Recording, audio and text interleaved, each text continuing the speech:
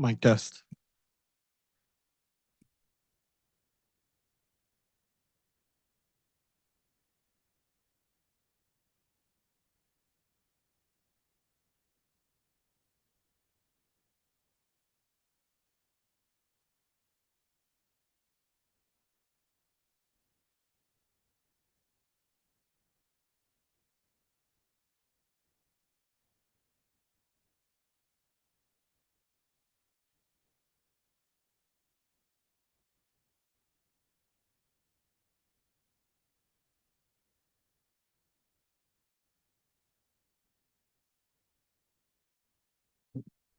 One, two.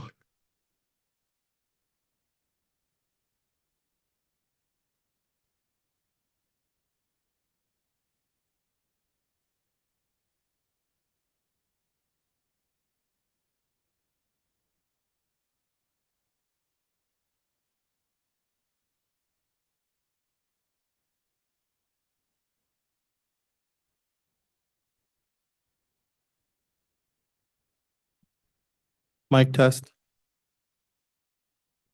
Mic test.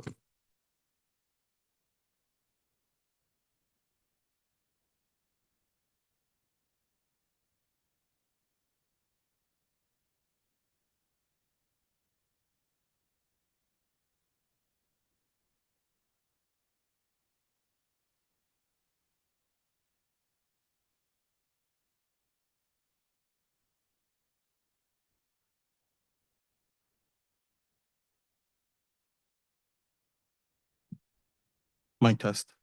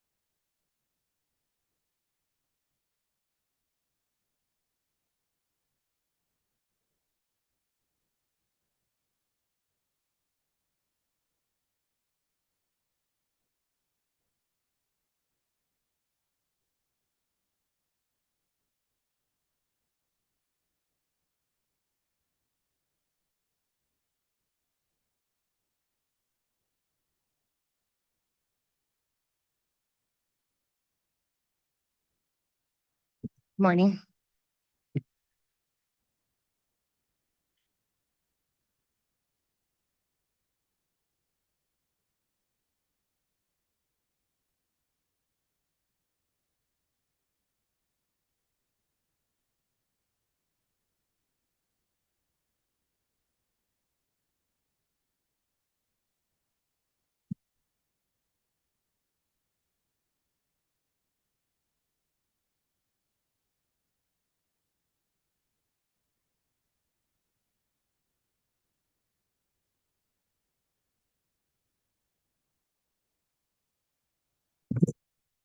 Hi, good morning and welcome to docket number 250103, PURA's annual review of the rate adjustment mechanisms of the Connecticut Light and Power Company. Chairman Marissa Gillette. I'm joined today by my colleague, Commissioner David Arconti, and we are here for oral argument in this matter. The company has requested oral argument, and if there are any other parties who intend to participate, I'd ask that you register an appearance.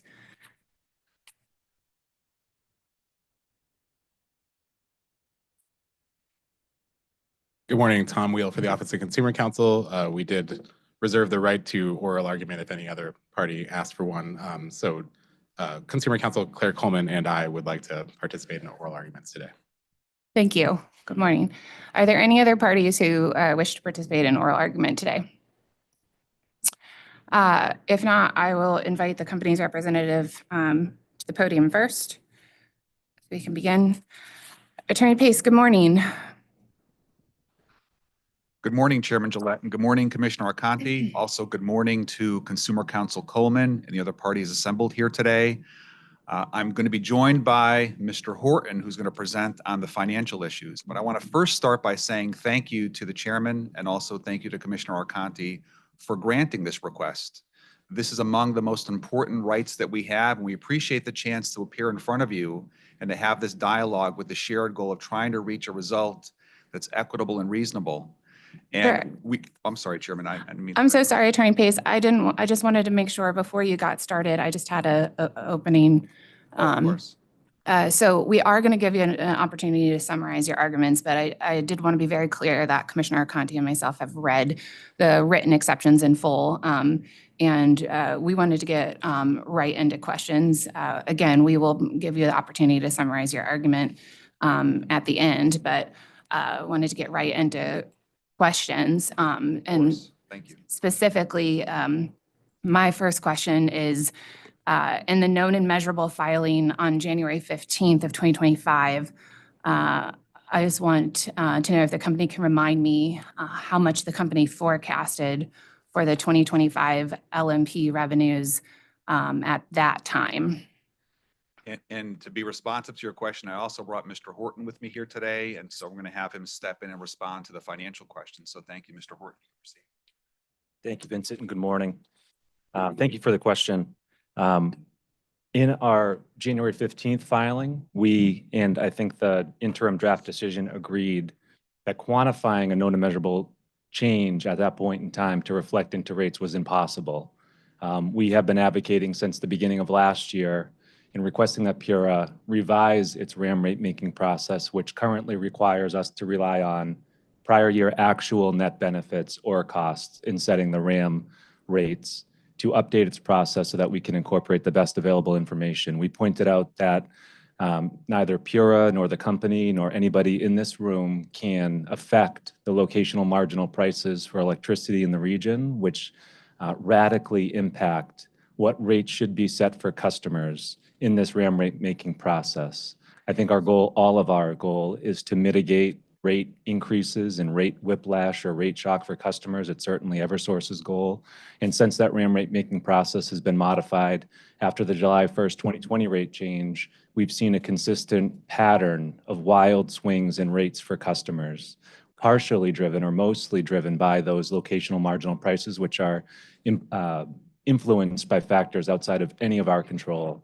And so in the January 15th filing, we continued to advocate for PURA not only to take into account the best available information in setting rates for this current process, but we continued to also advocate for PURA to address the overall process and to allow us to get on a framework that has rates setting matching with our expectation of those costs. So to your question, in the January 15th filing, we laid that out once again. We indicated that it's not appropriate or possible at that point in time for us to be reflecting a quantified known and measurable change in rates, but that we were begging PURA to incorporate the latest available information in its rate setting process from May 1st. We indicated that we expected to have more information as we provided throughout the course of the proceeding, and then to update it with information provided in April. So as it stood, the record on the case heading into the draft decision indicated that by relying on PURA's current rate setting process, using last year's actual costs, which for the PPAs were approximately $74 million, the current practice that PURA employs would have us set rates May 1st to collect, again, that $74 million. But the information that we had on the record indicated that using actual information and forecasted information through the balance of 2025, customers would not be expected to have to pay $74 million, but instead, fortunately, customers would be expected to receive a benefit over the course of the year, again, using actual and estimated information, the best information that we have available to us today and at the course of time as the record proceeded, would be a benefit of $135 million. So simple math would deduce that you subtract the cost that would go into rates of $74 million as compared to the benefit of $135 million, so that the rate, if nothing else, should be set to reflect a credit or a net reduction versus what they would otherwise be of $209 million, as being the difference between 135 credit and $74 million cost. Thank you, Mr. Horton. I just You're want, welcome. I'm going to walk through the steps here very specifically, but I'm very focused on, in the known and measurable filing on January 15th, how much did the company forecast for 2025 LMP revenues? The company did not propose a credit based on a forecast at that time, correct? And I think your response is that that is correct, that you actually stated the actual revenues at that time for January, February, and March 2025 were not known and not susceptible to a known and measurable estimation at that time. I understand the caveats and the extra information you provided, but at this point, I'm asking very specifically, in the January 15th known and measurable filing, is it correct that the company at that time did not propose a credit based on a forecast? Yeah, for all the reasons I said, and we have 4 years of experience with this new rate process. We can all remember what happened in 2022 as compared to 2023. We pointed out in the 2024 process, again, when we were first asking PURA to revise its approach in setting the rates, that using the prior year actuals is not a good proxy for setting the current year cost recovery.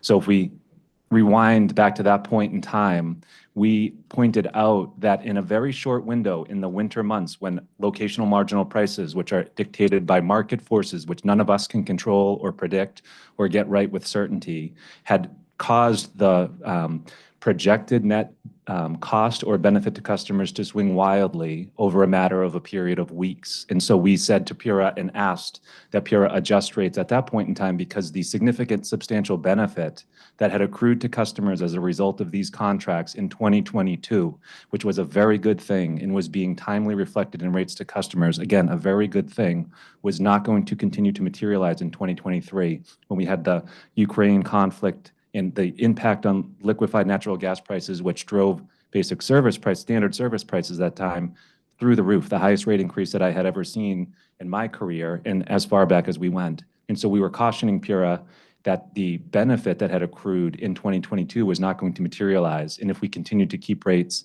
at the level they were set at that time, it would cause us customers to experience a rate shock into the future, which is what we saw last summer, when we had to then correct for the fact that the rates were not set to reflect our expectation or actual costs that were actually being incurred for these PPAs. And instead, we then had to collect the significant under recovery that had built up and to bring rates up to the level that would reflect at least the proxy level using the prior year's actual. So right, we continued to say, and we did in our January 17th comments that we submitted last year at the prompting requests of PURA, which was asking us about how to mitigate bill impacts. And the solution that PURA had asked about in those comments was to amortize or to extend recovery.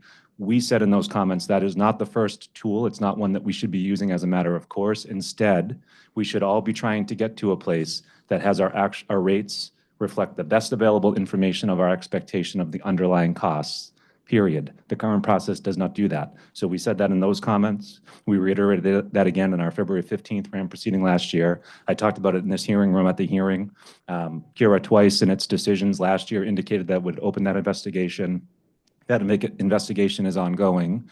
We submitted comments again this March that were very similar to both the previous requests that we had made to PURA to consider updating its RAM rate making process, because our customers are the ones who are feeling the brunt of all this. We in this room have more information and understanding of how the rate making process should work. And so, right, we did not propose a forecast as a quote unquote known and measurable, because we didn't have the best available information to us that should be used to set rates. Instead, we said to PURA, please, let's incorporate the best available information, which is what we're continuing to advocate for us to do, but we need to let the winter months play out. At least having January, February, March under our belts will provide us with a more accurate reflection of what the expected cost should be. We saw in 2023, in just a matter of weeks, an amount that had projected based on LMP forecasts in that period of time was projecting to produce a net benefit had flipped on its head in the other direction in just a matter of weeks to a significant amount. And that could happen again this year. That could happen if PURA ultimately accepts our proposal or adopts what we're asking it to do by lowering rates by an additional $150 million versus what PURA's interim decision is contemplating doing. I cannot tell you that we have it right. All I know is that the $45 million reduction that's in the draft decision is not based on an expectation using best available information of what the actual net costs or benefits will be for these PPAs. It's using a proportional percentage of two numbers divided together and then multiplied by another. It's not reflecting what anyone expects the actual net benefit or cost to be in rates as compared to last year. Okay, thank you, Mr. Horton. You're welcome. I think we will get into some of what you talked about. I appreciate you acknowledging that the company is not confident in its 275 million, or said another way that you're not sure it's going to be realized, but we will get to that. I want to step next to, in response to interrogatory OCC 16, which was originally filed on March 11th, 2025, how much did the company forecast for 2025 LMP revenues on that date? So in that response, what we had provided to you were a few things.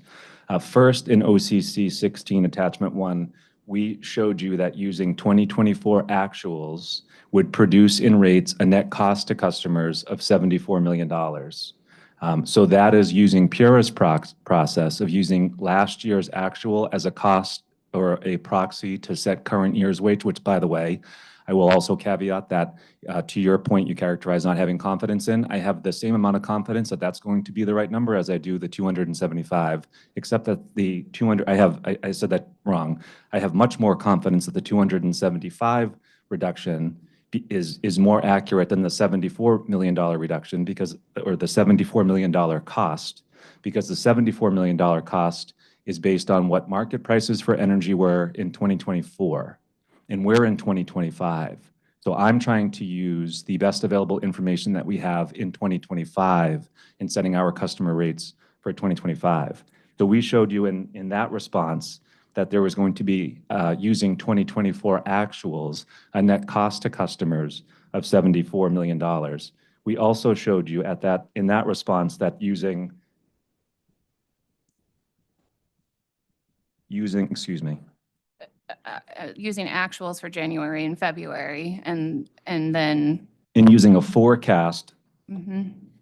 the actual benefit as compared to what was in rates, and this is also an important point, that attachment shows you that just using actual amounts for 2025, January and February, which at that point in time were known, and then using last year's actual experience for the remainder of the year, which again is not a forecast, it's not a projection, it's just so happens to be what happened last year for the months of March through December.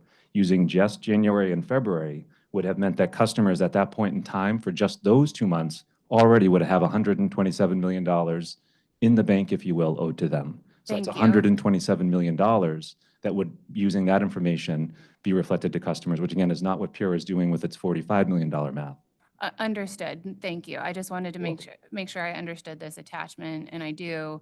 And I don't see 275 million on this attachment, but we can move to the written exceptions on the company's written exceptions filed on April 4th, which at that time, and the company's written exceptions filed on April 4th, as well as the supplement to the interrogatory we're discussing that was filed the same day on April 4th. It is in that supplement and in the company's written exceptions that the 2025 LMP revenue forecast of 275 million appears. Is that correct? Just a moment, please.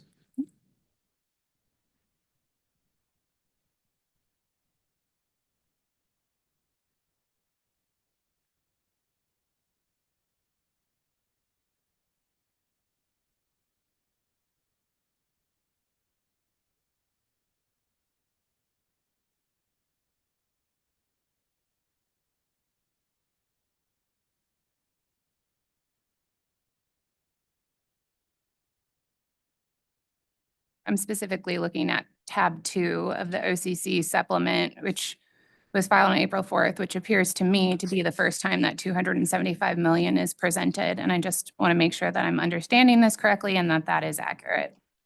You are, and we pointed that out in our written exceptions too, and that's why we also went to great lengths to point out what Pura actually had on the record at the time it issued its draft decision, which of course it didn't have information that wasn't yet known, and we didn't either have it available to us, so we couldn't have possibly put it in front of you, but that's why we asked that Pura allow us to update the record for the latest available information. But even if Pura declines to accept that proposal and reduce rates by an additional amount for customers, what Pura does have on the record and did when it issued the interim draft decision was a net benefit as compared to the $74 million of $135 million. So if you look at our response to CAE 30, which we filed on, it looks like February 26th of 2025, we explained that if the partially actualized LMP forecast were to materialize in 2025, the updated projected net benefit to customers would be approximately $135 million. And in OCC 16 Attachment 1, which, The supplement, sir? nope, which we filed on February 25th, 2025, not the supplement, the original, in OCC 16 Attachment 1, filed on February 25th, we showed Pura that the actual costs that would be built into rates using Pura's current process, which uses last year's actuals to set current year's rates, was a cost of $74 million. So without jumping through any hoops, just simply comparing those two numbers that Pura had as of March of 2025, that would indicate that if we followed the current process, rates would be set to collect a cost of $74 million. But we are projecting, based on actual and forecasted information, a benefit of $135 million. And when you compare a cost of $74 million to a benefit of $135 million, that would indicate that, using best available information known to us at that time, that rate should be reduced by $209 million. When we updated that with our written exceptions, reflecting actual information for March and an updated forecast of locational marginal prices, that same analysis produces a net benefit for customers, a net reduction of rates for customers of $279 million. $275 million, excuse me. Appreciate that. So I appreciate you walking me through that. And I think the takeaway was that the company concedes that the $275 million was not available to the authority on the date that its draft decision was issued, but was an analysis that was provided for the first time on April 4th, a week after issuance of the draft decision. So I think my question is, and happy for Attorney Pace to take this if more appropriate, can the company reflect on why it might be perceived as a false statement and a filing made to the authority to refer to a $275 million credit that the company quite bluntly accuses the authority of holding back a credit that belongs to customers, when the first time that the authority had received the analysis of the $275 million was in that same filing. Just asking if you can see why that might be a perception that we might. Yeah, let me try to squash that perception. First and foremost, in terms of being blunt, and it is our objective to always be, of course, respectful and collaborative and working with Pura. But Chairman Gillette, it was your own dissent of the second decision last year, you'll recall, you used the term milquetoast to describe my communications with Pura during the 2023 RAM rate making process. I had no idea what that word meant. I looked it up, and it essentially means passive. We are being passive. And I was concerned because I wasn't trying to be passive. I went back, I read the transcript, I read our information request responses, I read our testimony. I wasn't being passive. I was being deferential and respectful. It's Pura's process. Pura sets its rates. Pura requires us to use last year's actual cost in setting this year's rates. We have been begging Pura to change that process, and we have been accused of being milquetoast. So respectfully, I am not trying to be anything but direct and clear. My objective is to set rates for our customers that reflect the costs, and the current process does not do that. I've said that time and again, and I've asked Pura to consider updating its process. This current process is not working. So if we go back to your question, the $275 million wasn't and couldn't have been known until we produced the information for it. But again, as of March, Pura had clear information that the current rates were set too high by $209 million. Pura had very clear information that the current rate would be set to collect a cost of $74 million. But our expectation is that the benefit would be $135 million. So it's just simply a comparison of those two numbers would indicate that based on what Pura knew, the draft decision should have reduced rates by $209 million. Instead, Pura took prices and compared the summation of those prices, divide for January and February against the total summation of prices for the year, divided those two numbers together to get a random percentage of 33.6%, and then applied that against the actual net benefit that had accrued to customers for the first 2 months of the year to derive a proportional percentage, a ratio of $45 million. That is not reflective of what rates will, or costs that will be recovered from rates for customers. That is not how we should be setting rates if our objective is to have rates reflecting costs. So Pura's objective is something else. It's not articulated in its order. And so we are trying to give Pura the best information that we have so that we can finally get rates to reflect costs for our customers. Thank you, Mr. Horton. I'm going to let the dissents from last year stand for itself, as that's not my recollection of that. But let me ask you very specifically, do you stand by the statement in the company's written exceptions that Pura is withholding $275 million, given that we all can now agree that that information was not available to Pura until it was filed on April 4th? I stand by our written exceptions in whole. Again, based on the information that Pura had available to it when it wrote its draft, it should be reducing rates by at least $209 million. If Pura's objective is to set rates to reflect the underlying costs, Pura should be incorporating just this update, its math, updated information to reflect rates, to reflect the latest available information, a reduction of 275. But Pura should also, and I'm begging, to accelerate its review, to update its RAM rate making process, because this process is broken. It can't just do one thing and not the other. It has to set rates to reflect costs, and we're not going to get it right no matter what number we put in. The actual locational marginal prices for energy are not something that you can control or I can control or any of us can predict with 100% certainty. We have to have a way to get rates to reflect costs. Thank you, Mr. Horton. So I'm going to turn it over to Commissioner Conti. I do appreciate your responses, specifically the acknowledgement that $275 million was not available until Pura until April 4th, and appreciate the discussion about LMPs and the acknowledgement that they are not known. I think I'm going to let my colleague dig into that issue a little bit further. Yep. Conti. Thank you, Madam Chair. Good morning, Mr. Horn. Morning. How are you doing today? Wonderful. Couldn't be better. Same.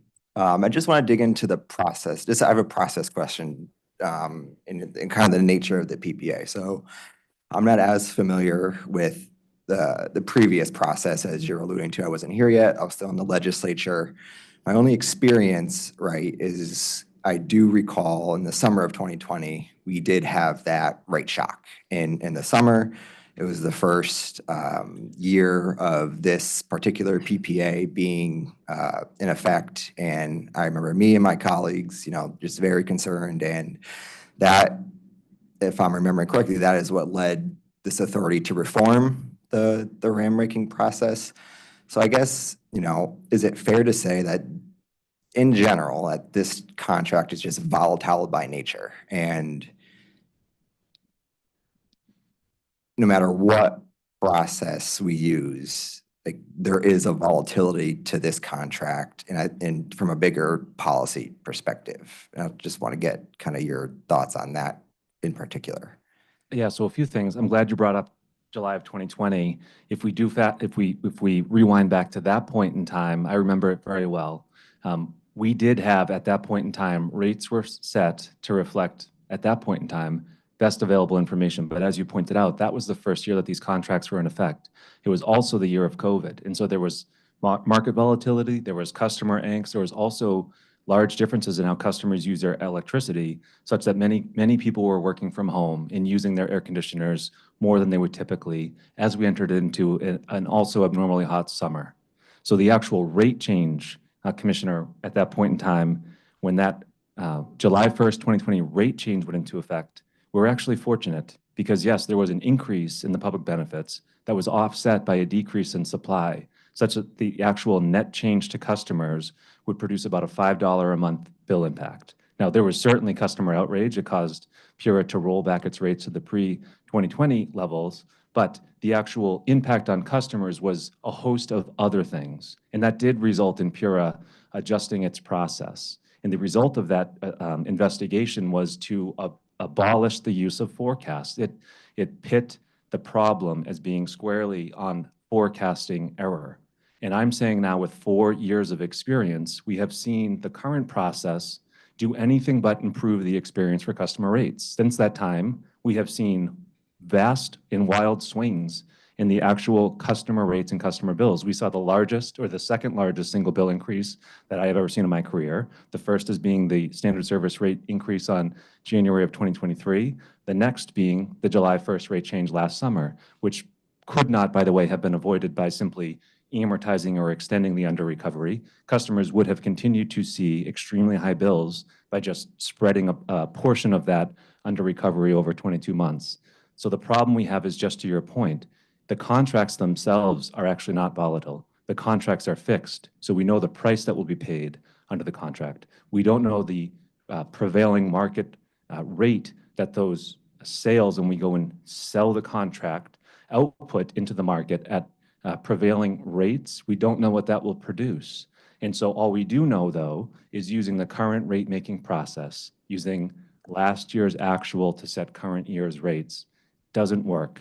It doesn't provide us with a good indication for customers of what that rate should be set at, which causes only there to be wild swings in rates and carrying charges built up in one direction or another, which is why I continue to ask PURA to evaluate its process so that we get to a place of not relying on last year's actuals, but relying on the best available information to us in creating a process so that if we could work together, we can have rates change in a way that doesn't produce rate shock and it doesn't produce compounding effects of carrying charges. So Holistically, that's what needs to happen. So the contract itself, but creating these contracts outside of the market forces, outside the markets, that relationship creates the volatility. It's the market price for electricity that is Right. volatile. So at any given point in time, and we see this, the locational margin prices for energy vary by the day. What I knew yesterday is going to be different than what I know today. If we set it based on $74 million of a net cost using last year's actuals instead of relying on forecasts because we are concerned that forecasts will be volatile, we know they will be, then we're going to get it wrong. If we set it based on a random multiplication of that is the result of dividing two numbers and multiplying it against another, that's going to be wrong. I'm advocating that we use the best available information to us, acknowledge that we can't predict with 100% certainty what the market prices for electricity are going to be, and we absolutely cannot control them. So we can't put anything in rates except for the best available information and then have a process that allows us to update that when things go wrong. And then let's talk about when that doesn't work. Let's talk about when that process results in rate shock for customers, then what can we do? All we've seen right now is wild swings from year to year. It's not causing a good experience for customers. It's causing credits or bills to stack up. And my concern is that I can't predict the future. So if we put a random number into the rate making now to try to hold some back or to preserve something for the future when that future is unknown, we're not getting our customers into a good place. Sure. We're not So using the best available information. based on the conversation we've had so far, it sounds like you and the company is very, very confident in these forecasts. Is that fair to say? Did you say that I'm very confident in the forecast? Yeah, Yeah, I think I've said multiple times that we are not able to forecast with 100% accuracy what the market prices for energy are going to be. I can't, and neither can Pura.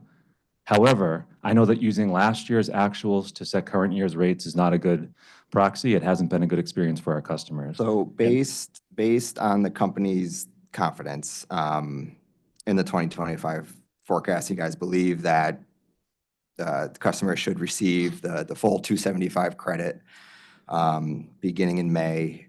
Is the company willing to assume any risk or guarantee that the $275 million forecast will, if they are, like, what does that look like? And if no, does that mean the ratepayers bear the entire risk if the forecast ends up being incorrect? Commissioner, what are we doing? I think you know the answer to that question. No, this is a state mandated program. We are facilitating that program. We are asking Pura to set rates to reflect the cost of that program.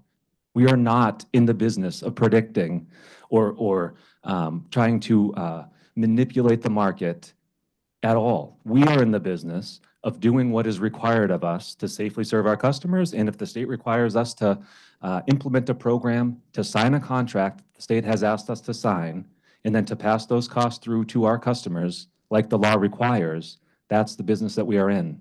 So we are simply asking Pura to set rates based on the best available information that we have and that you have, so that those rates reflect our costs. This is not about trying to put something on shareholders or customers. That comparison or that conflict is so overstated. The interest of the company is aligned with the interest of our customers, especially when that interest can reduce rates now and into the future. If we can talk about storms, which I hope that we do, we have presented 2 customer-focused solutions that Pura has denied in its interim decision. As it relates to these PPAs, there's no outcome that would have us accepting risk or what have you, as you asked in the question. That's not the paradigm that exists. All we're Sure. asking to do. No, I understand that. And I'd recognize we're trying to make a decision best, but I'm also trying to, also determine in my own thinking, like, what mechanically happens if these forecasts are wrong. We need to have a process that allows for the fact that the forecasts are going to be wrong, Commissioner. The forecasts are going to be wrong. Every forecast is going to have some variability and volatility. If we had forecast perfectly, going back to what changed this process in 2020, if we had forecast perfectly, and if I could forecast perfectly, all that means is that the rate impact to customers would happen at a different point in time. If I could have predicted with perfect accuracy what the cost of the PPAs would have been in 2020, I would have simply changed rates on January of 2020 instead of July of 2020. So there's no getting around that. We can't try to get around the fact that customers are the ones responsible for the cost of these contracts, and that customers are the ones that should be given the benefit of these contracts when they produce a benefit, which is what's happening right now. But if that rate that we set collectively in this room with our best intentions and the best available information proves to be inaccurate, because the market prices for energy cannot be controlled by you or me or anyone else in this room or otherwise, we need to have a process that accounts for that. And Pura's process simply doesn't right now. And it's taken Pura well over a year to investigate solutions to change that process. The bottom line is, no matter what we put into rates, we need to have a way for these contracts in particular to realign those rates with the costs when the costs become misaligned with the rates, which is going to happen tomorrow. It's going to happen the next day. I don't know in which direction. So we're not doing our customers any favors by having rates set based on random application of a proportional percentage of 2 numbers divided by each other and then multiplied against another. That is not setting rates to reflect our best expectation of costs. That's a fun with numbers exercise that is not giving customers the benefit of the contract that they are paying for. Okay, that concludes my questions. All right, Mr. Horton, I'm gonna pick up there. So I understand your position on Pura's process. That is not what my question is about. My question is about the the draft decisions attempt to recognize the uncertainty associated with LMP forecasts. So I want to make sure we're not talking past each other. Sure. If Pura's objective is to give, I don't want to refer to this as giving back money because that's a separate question I have. I think this has been mischaracterized as a credit to give back, and in reality, this money is, with the exception of January, February, March now, not been actualized. So if we collectively agree that we want to set rates based on the best available information, but acknowledge that there is an inherent degree of risk. And as you've stated, the company is not willing to assume any of that risk for the reasons that you have stated, then I think my question is, what would the company have Pura do, understanding that the 275 million is a number that changed wildly from just 3 weeks prior? And so what I think you see in the draft decision, which I think has been mischaracterized today and the draft exceptions, is an honest attempt to set rates in a way that is based on the best available information we had at the time, discounted for the risk that is inherent in the fact that these were LMP forecasts and not credits that have actually already been realized for the most part.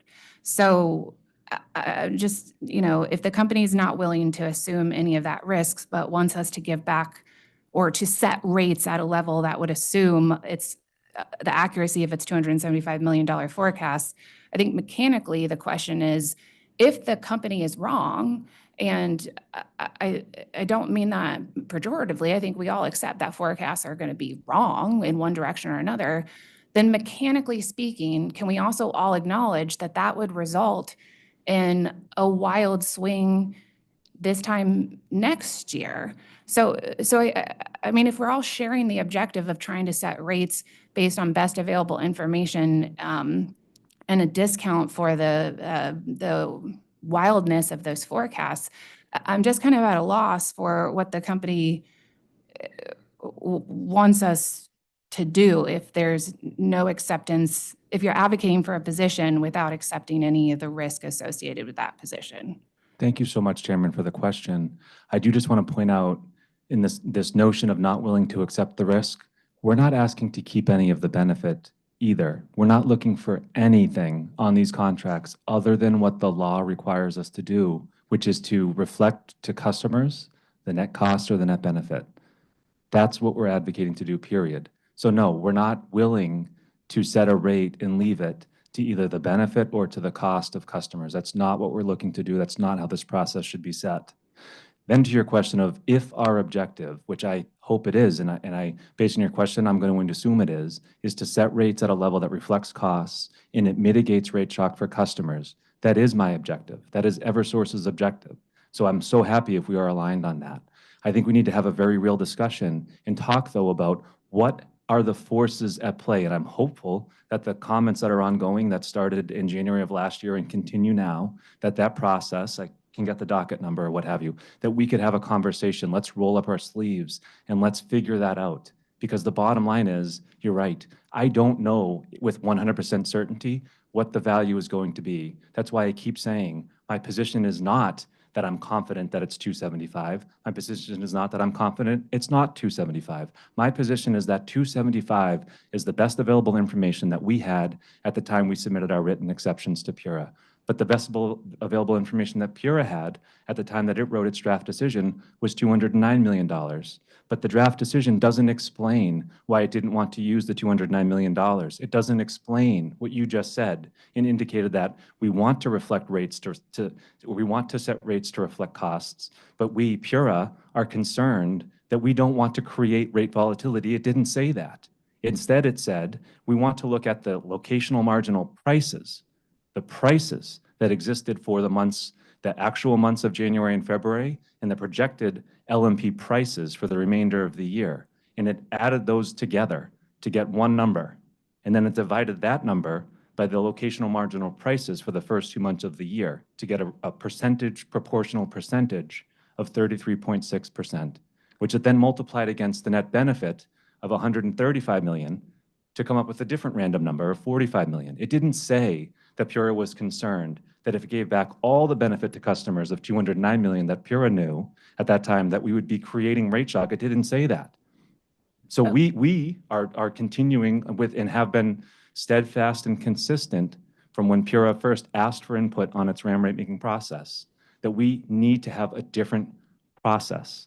So if that's the objective, I'm all in on that objective. That was not outlined in your draft decision. So we were left to try to piece it together. And again, we're being consistent.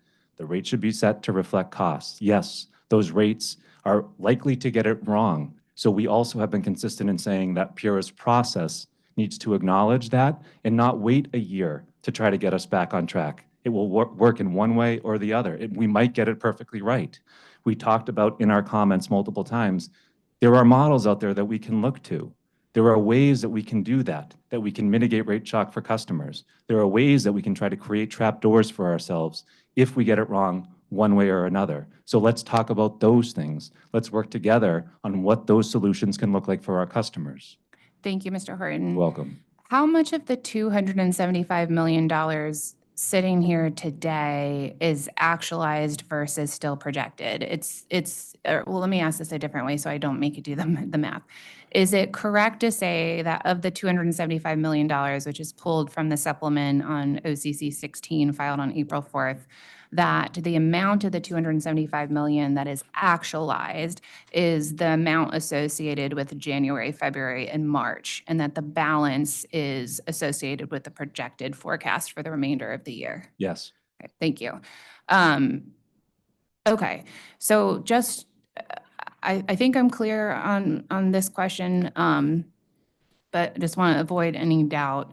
So as we sit here today, Eversource's specific proposal on the treatment of the PPA revenue and the MBF MCC, it's not what was reflected in the application or the pre-filed testimony or the testimony in between. It is what we should refer to when we're looking for your specific proposal was the written exception number of 275 million, which is at least in part not yet realized, but is as of April 4th, what you consider to be the best available information, but a forecast nonetheless. Is that accurate? No. No, our position is and has been consistent from January of this year, which is that Pura should reflect in rates the best available information that it has at the time it sets rates. That's been our specific proposal since January 15th.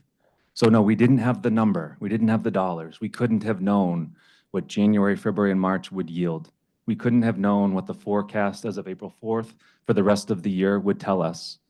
But our proposal to Pura has been, because we've been waiting for Pura to work its way through its revised RAM rate making process, our proposal has been, while it continues to work through that, to try to get us on a track so that we don't keep, the acronym RAM seems to be doing a very good job of describing this process as we continue to ram customers into the wall with rate changes, boom. I mean, that's what we're trying to have changed here. That was like trying to add some levity to myself, if no one else.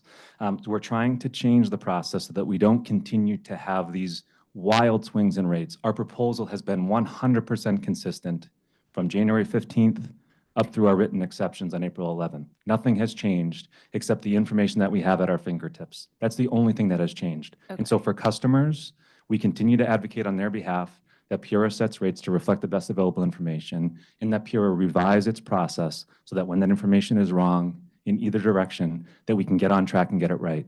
That's our proposal, and it has not changed.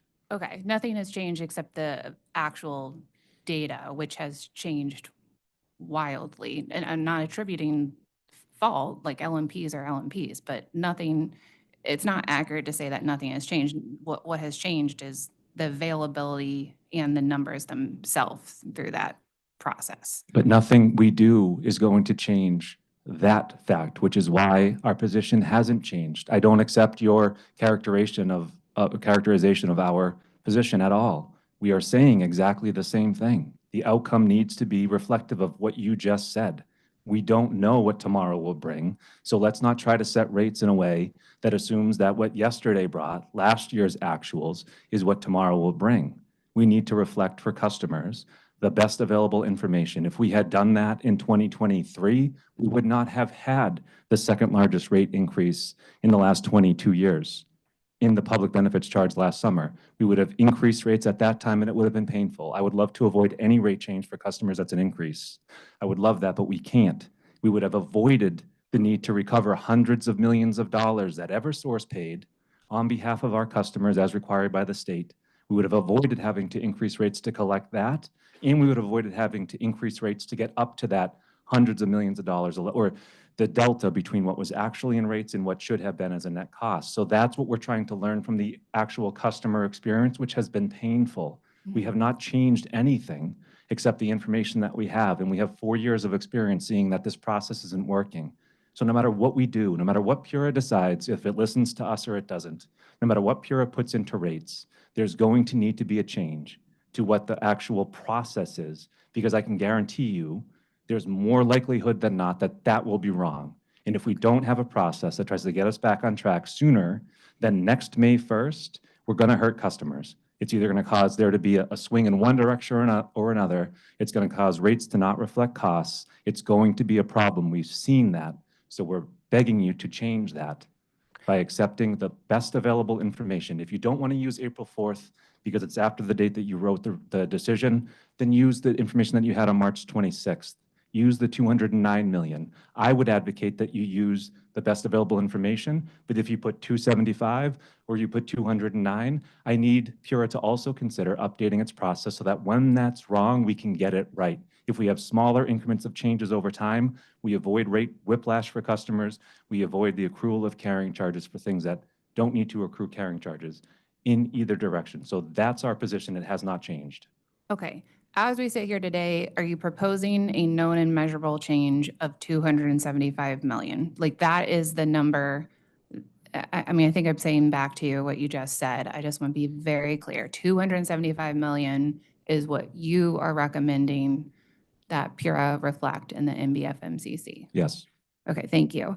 And so just one last check of the understanding. So I appreciate everything that you just said about if we get it wrong, but I think what I'm really struggling with is the inherent implication that if we do use 275 million, that we're not at risk of the exact same result. So if the company is not willing to accept any risk associated with us using the 275 million, and we see the forecast for the rest of this year swing wildly back in the other direction such that it yields a massive undercollection for this year. If we change it September 1st, so be it, but we still, have an undercollection.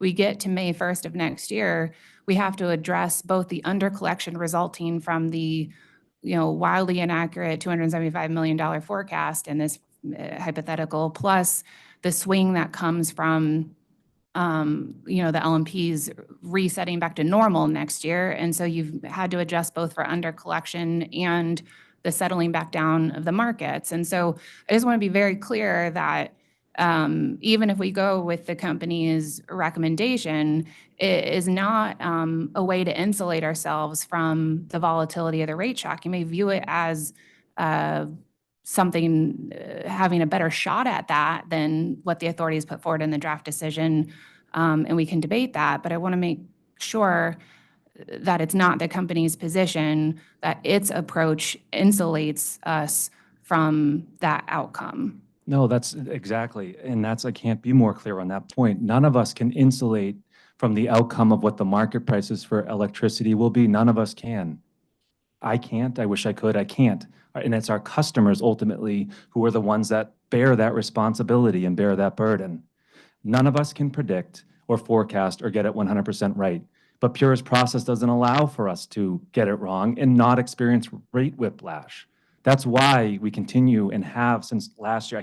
I'm a broken record, but it's true. Since last January, we filed comments and said we cannot just simply, which Pura asked us, if bill impacts exceed a certain level, should we consider amortization as a way to mitigate bill impacts? We submitted robust comments to say, well, amortization can be a tool. It is not a solution. We know it's not a solution, and I think Pura does too. It's not our go-to. It can't be, because all that does is extend recovery of an ultimate cost. It adds carrying charges, it pancakes costs when none of us can predict the future. What we need to be doing instead is getting to a place that has us have rates reflect our actual costs so that we can try to shield our customers from having to bear the burden of those wild rate swings. So I am not saying, and I've never said, and our written comments didn't say, that 275 million is precisely the right number. If we calculated that today, I guarantee you it would be different. But what I do know is that setting rates to reflect $45 million is not based on any reasonable expectation at any point in this record of what the actual cost or benefit to customers would be in 2025. And what I'm hearing from your question is that your concern, which is perfectly valid, is that you don't want to create there to be rate whiplash if it's not 275 or it's not 209. But the draft decision, Chairman, respectfully didn't say that. It didn't say that my expectation based on what I have available to me would indicate that customers should be due a reduction in rates of $209 million. But I'm concerned that if I give all of that back, knowing the volatility of the marketplace that Pura can't control, and neither can this Horton guy, nobody can control that. So I'm not going to give it all back. I want to hold a piece to account for the uncertainty. It didn't say that. Instead, it took, again, a random application of two numbers divided and multiplied it against another and said 45 million. And that's not indicative of what market prices should be or what market prices will be, and it's not reflective of what the actual benefit to customers would be. So I totally understand if Pura's concern is that the market prices for electricity are volatile and we're trying to get to a place that can accommodate that volatility in more small chunks by when it's in the benefit, want to hold it back, or when it's out of it, you want to have a portion reflected. Let's talk about that. I don't know that that would make any sense because it could go further in one direction than another. But if that's the goal, we really should be rolling up our sleeves and talking about it and working together. I believe that, and I hope that's coming through. The way that the draft decision was written, it didn't say any of that. In the way that we've gone through this process the last 4 years, it hasn't accomplished that. So my position has been, because I've been talking in one direction for the last several years, my position has been that the process we're using is broken. We need to fix it. And the only ideas that I have are to use the best available information for customers. When the cost goes up, the rate should go up. When the cost goes down, the rate should go down. We shouldn't be trying to hold something back to game the system or predict the future, in my opinion. You may feel differently, but the draft decision simply didn't say that. So we had to, in an effort to be direct and clear, indicate to Pura, based on the information that you had, it should be reduced by 209 million. But based on our proposal, consistent from the beginning, using the best available information would indicate that Pura should update its rates to reflect a reduction of 275 million. But that's not a statement that can stand on its own, because my position has also been consistent that Pura needs to reevaluate its process. So when and if that's wrong, we get it back on track sooner. It's not one or the other. It's not a question of will Eversource's shareholders bear the risk or bear the benefit of these contracts. That's ludicrous. That's not the intention, and we're not going to do that. We're simply asking for the process to reflect the rate so that our customers can avoid rate whiplash and so that our customers can avoid having to pay carrying charges. When we get it wrong, we're going to get it wrong. So it's a twofold ask of Pura. Set rates to reflect the cost and the benefits that we know today by reducing rates by 275 million or $230 million relative to what was in the draft decision, using the best available information, but then also establish a process so that when that goes off the rails, we can quickly get it back. That's it. Thank you. So, so in the final, I'm sorry, I can give you a second. I've gone through a full bottle. Thank you. Of course. So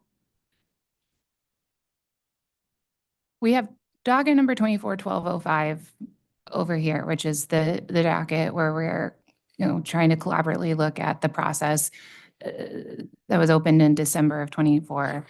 I think we can all acknowledge that that's not going to be completed before this decision's voted on.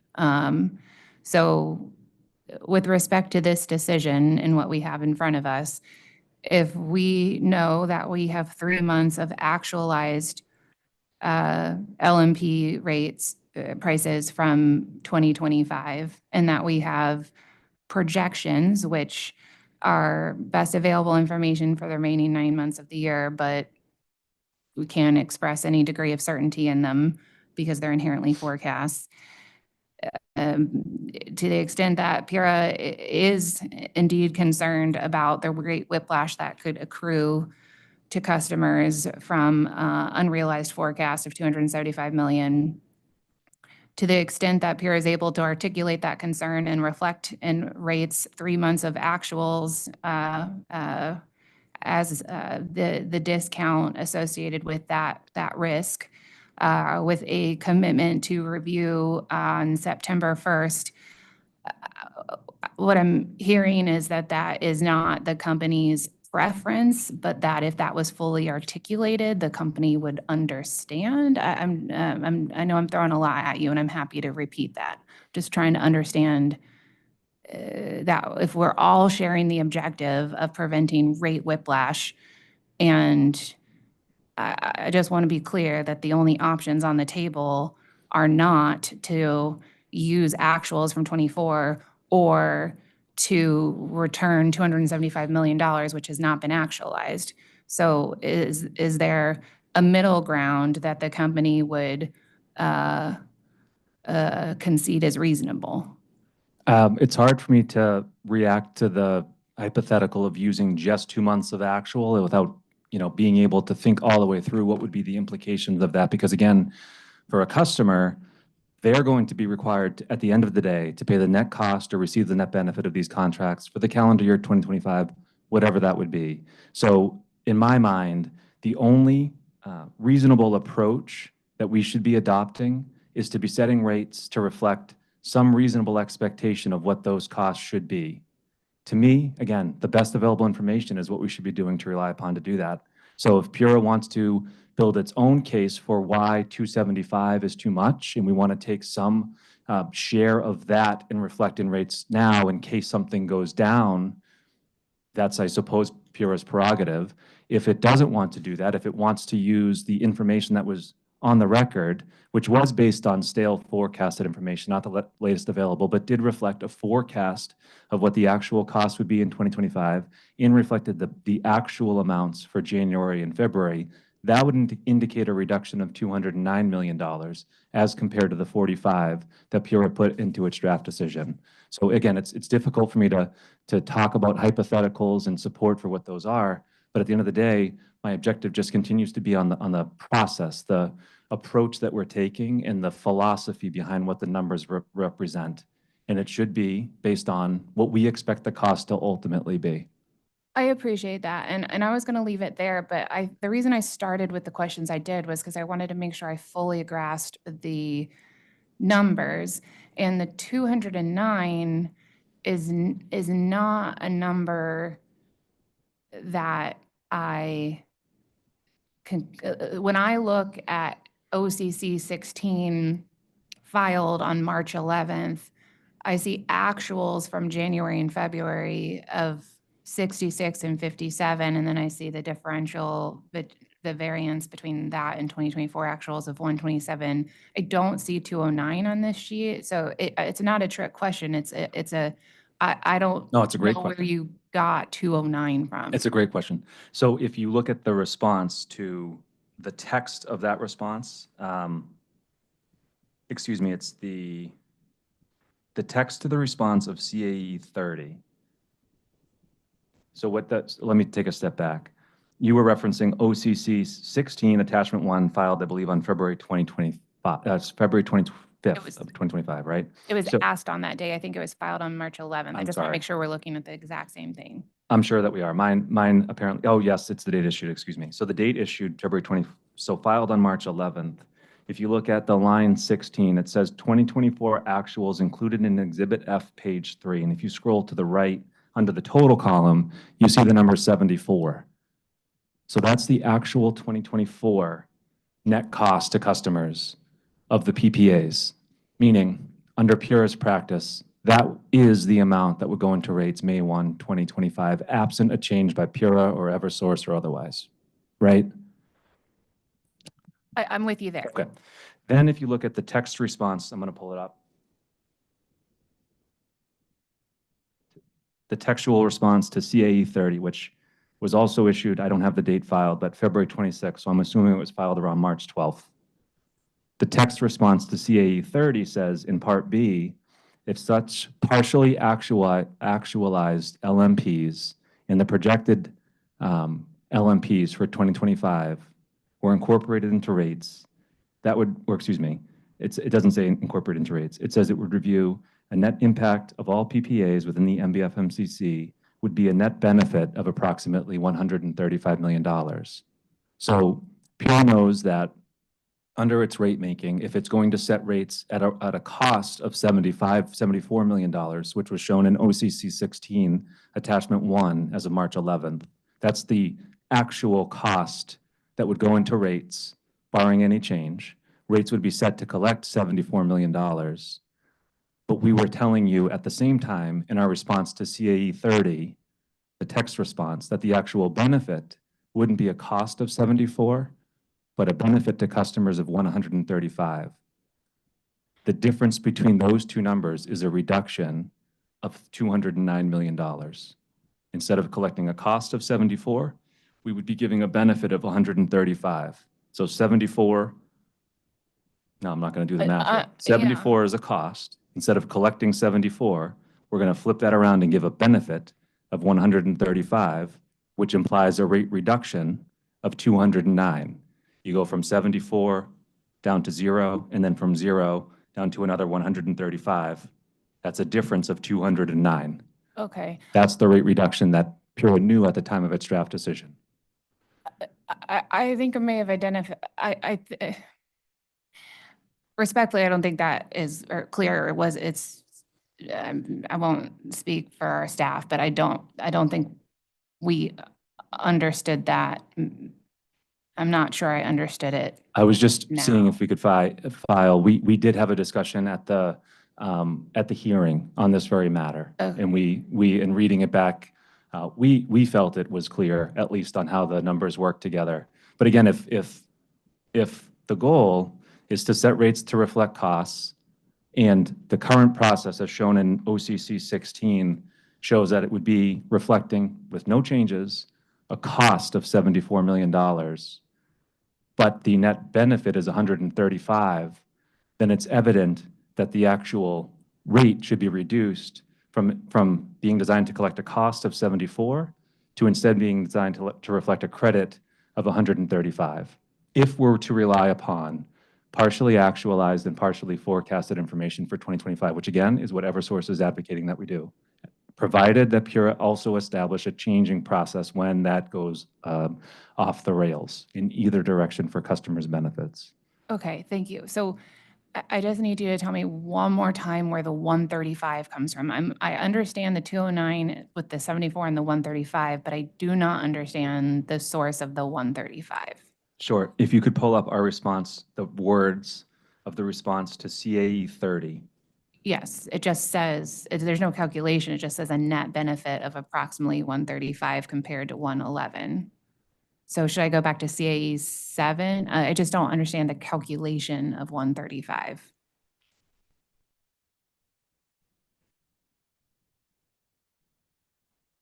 Because then I see 127. I just.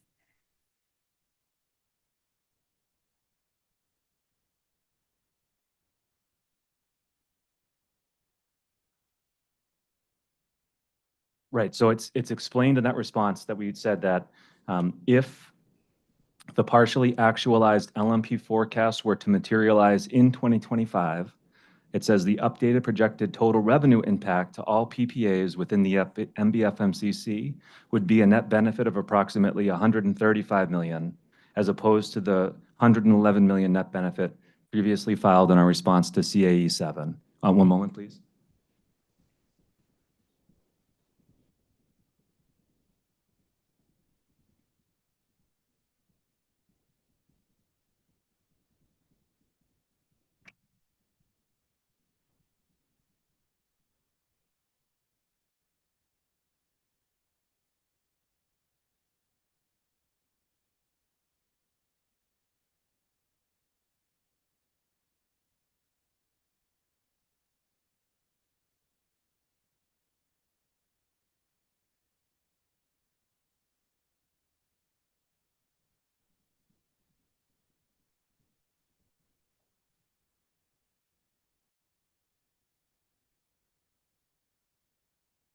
Right, and I was just trying to trace back to what CAE 7 stood for.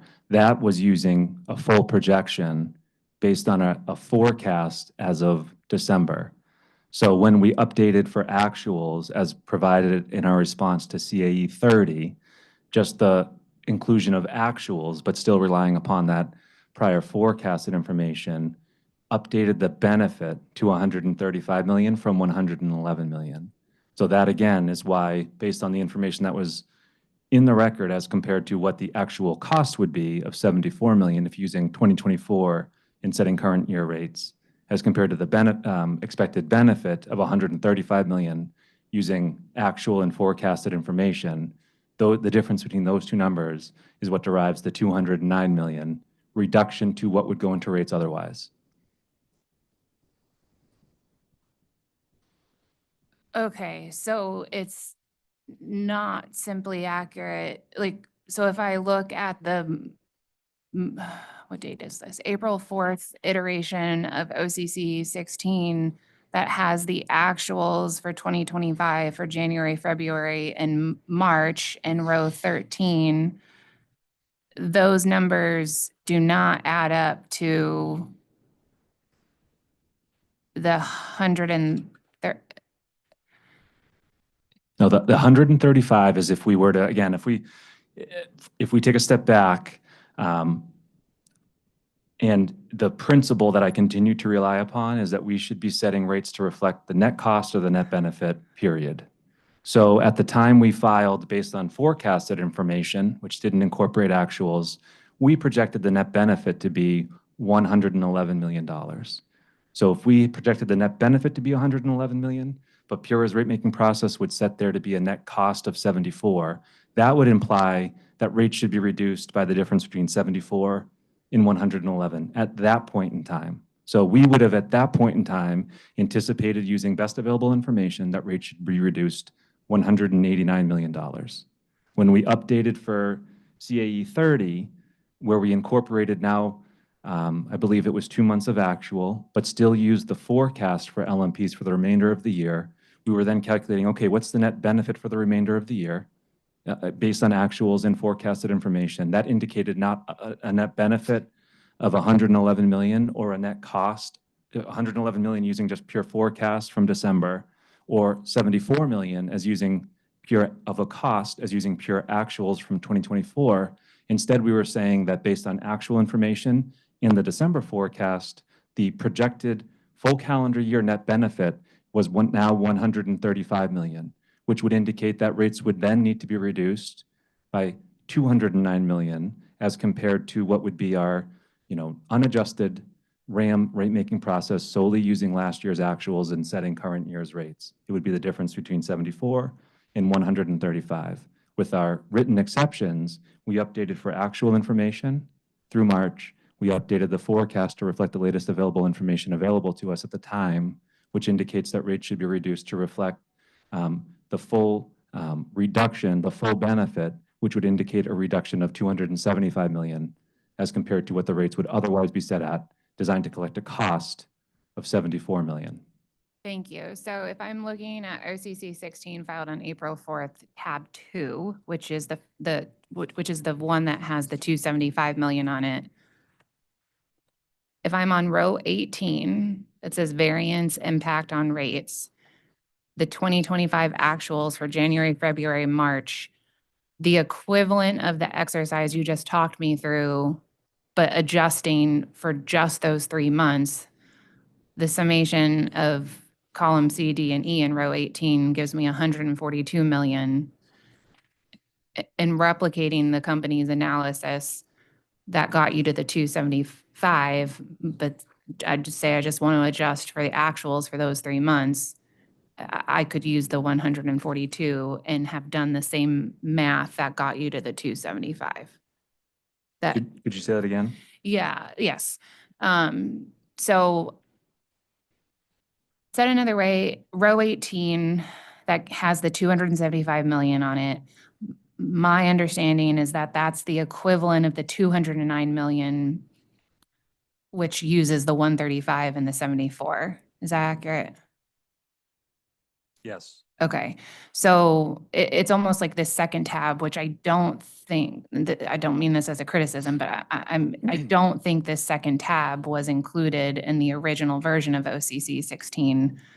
So I didn't have the 209 million calculated that way, although I understand that your position is that you talked us through it. But if I'm now looking at that tab 2 in the April 4th document, I can skip that math of 74 million, like bringing it back from 2024 proxy, because you've done that math for me in row 18.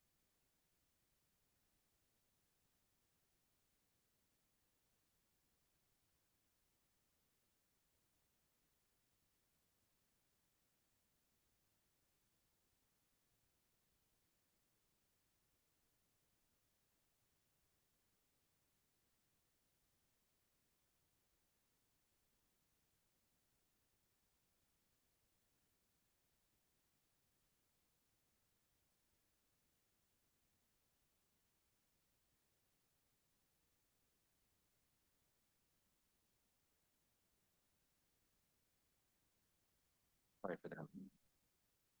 Okay, I'm not sure if I need you to repeat the question. Maybe I could just explain what I just confirmed and then Okay. see if that answers your question. Okay. So if we look at It's on tab 1 of our response to a supplemental response to OCC 16 filed with our written exceptions. That response shows what the actual net benefit or cost was in 2025 for the months of January, February, and March. And in the first row with data, it's line 13. What it does for the period of April through December is it would use last year's actual experience for the remainder of those months. So if you see that, what that would say is if we're setting rates to reflect actual net benefit or cost for the first 3 months of the year, but then we want to rely upon last year's actual net benefit or cost for the remainder of the year, we should be setting rates to reflect a credit to customers of $68 million. That's what the first line shows.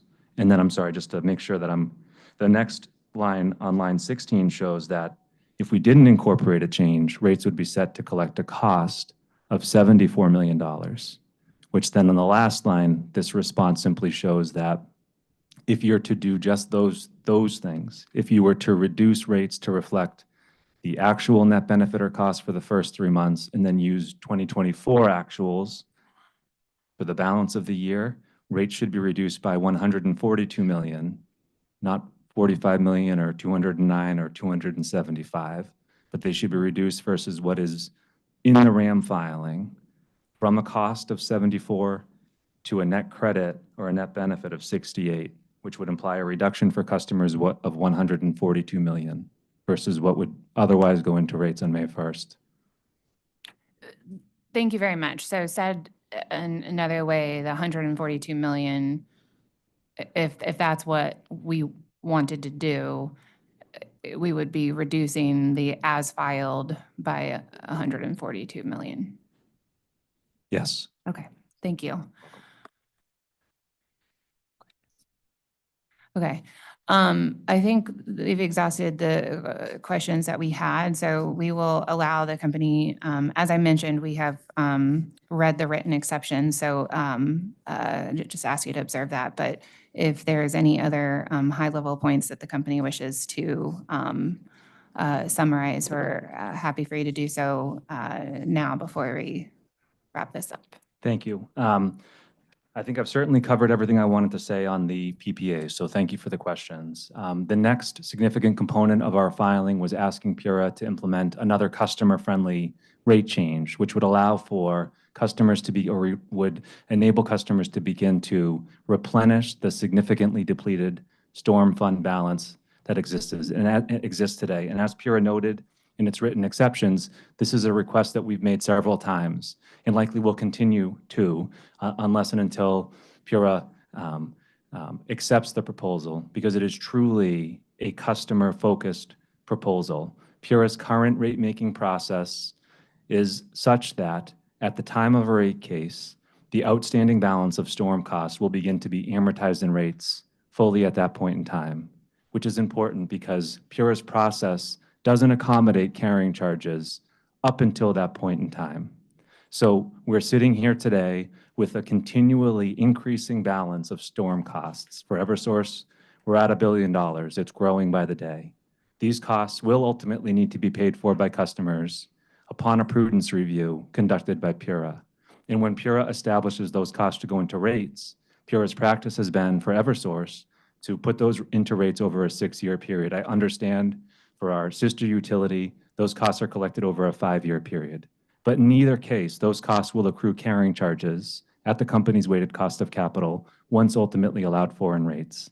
So to the extent that balance is high or higher than it would otherwise be, when that happens, customers will then be paying the full cost of the unrecovered cost of storms plus carrying charges on that outstanding balance, which means that if we can reduce that balance by allowing for the storm fund to be replenished, by allowing for some revenues to offset that outstanding balance, it is only to the customer's benefit. Yes, they will be paying dollars today that they wouldn't otherwise be paying, but from a rate-making perspective and as a rate-making practitioner, we look for opportunities to mitigate rate shock for customers. We just spent an hour talking about that, and I believe that is our job, if nothing else. We have to try to find ways to have rates change gradually for our customers over time, or we will create affordability issues. We will create there to be rate shock, and that is not pleasant for anyone. And so when we have an opportunity, especially when we have an opportunity,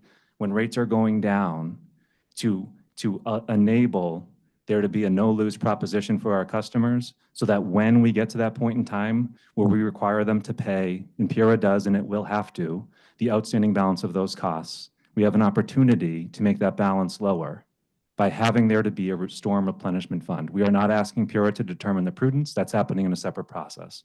We are not asking PURA to do anything other than provide a stream of dollars so that when we get to the point of recovery, the outstanding balance is lower and the carrying charges are less that customers will ultimately have to pay.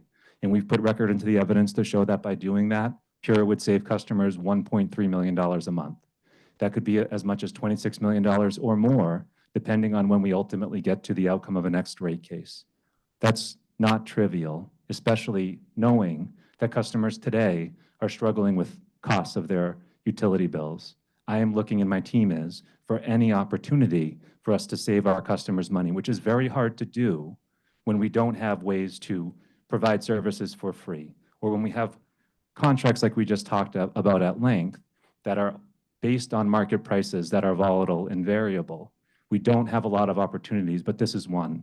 And so we're continuing to ask, and we will again, until PURA can see the light on us with us, that by doing this, it will save customers money. It will be an imperceptible rate change, especially if PURA were to implement any of the alternatives that we just talked about as it relates to the PPAs by reflecting the true cost, the true benefit to customers. We would be able to produce for customers a material reduction in their rate today. We would be able to produce for customers savings of $1.3 million per month, which will only result in less of a rate increase required in the future and lower overall costs for customers. So we see no reason why PURA wouldn't accept or at least entertain, again, with more analysis, if nothing else, as to why that's not in the best interest of customers. We certainly see that it is. We don't agree with the statements that were put into the draft decision because they're not accurate or factual, that because we haven't filed a rate case, that Eversource is somehow culpable for those carrying charges that will accrue to customers in the future.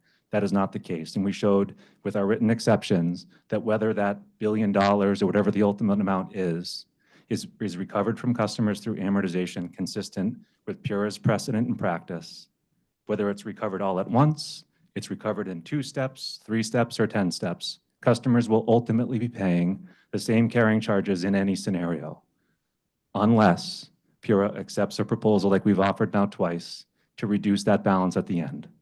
We are not accruing carrying charges today. Customers will pay carrying charges when they start to pay the amortized costs. So the only way we can save customers money in the future is by establishing a replenishment so that balance is ultimately lower. So we're continuing to ask PURA to consider that, consider the evidence to save customers money, to reduce their rates today, and to reduce their rates in the long term.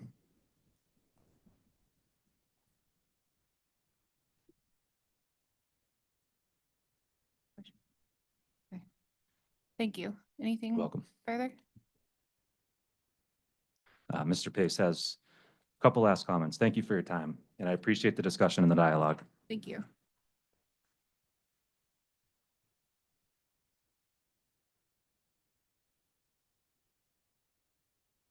So Mr. Horton made my job very easy today. So I have 2 very minor comments to make. And the first is towards the end of our written exceptions, we talk about a requested adjustment to the ESI rate.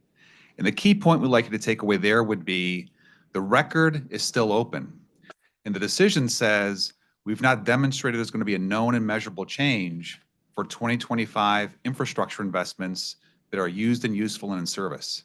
And the request we'd like you to consider would please to say, we'll get our chance in phase 2 of this docket to offer evidence that those infrastructure investments are in service, they are used and useful, and allow us to submit more evidence later in time while the record is open, and then you can issue your decision, allow or not allow, but not reach a judgment at this early stage of the process when the record is still open. The final point we emphasize in our written exceptions is our rates team has said to us, if we get a decision on April 23rd it will not allow enough time to incorporate the final result in bills effective May 1st.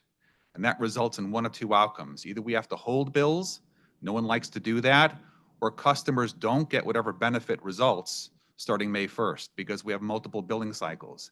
The request would be, and we understand how busy the authority is, but if it could be possible to issue a decision on April 16th that allows enough time for the team to put the rates together, to submit those, to have Pura look at those, to then approve those, we hope, and then to update that information into our billing system. So starting May 1st, customers get the benefit of the final result that you reach in this decision.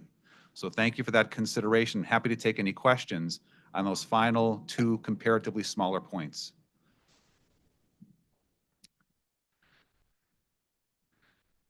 Thank you, Mr. Pace. I just had a question on the timing aspect. So it's my understanding that the calendar for the docket was made available in November, December, the timelines. So I guess my question is, why couldn't this been brought a little sooner to our attention rather than at this stage? I can't dispute that fact, and I agree with you that the calendar did show that information. And what I can point out is this was called to our attention when we were going through the draft decision that the current date would not allow for enough time. I wish we could have said it sooner, but as soon as it was raised to our attention, we called it to your attention. And the goal here is now that we know we have this problem, how can we find a way to help our customers to make sure that if you decide in your interim decision there should be a bill credit, we can make sure they actually get that bill credit starting May 1st. That's the ultimate goal, and we're just trying to explore if there's a way to speed up the process. And we get it. We understand how much workload you have, and we understand schedules are very tight. So it's a request, can we find a way to issue by the 16th, which would be consistent with prior year's RAM proceedings to ensure that we can get that benefit to customers starting May 1st.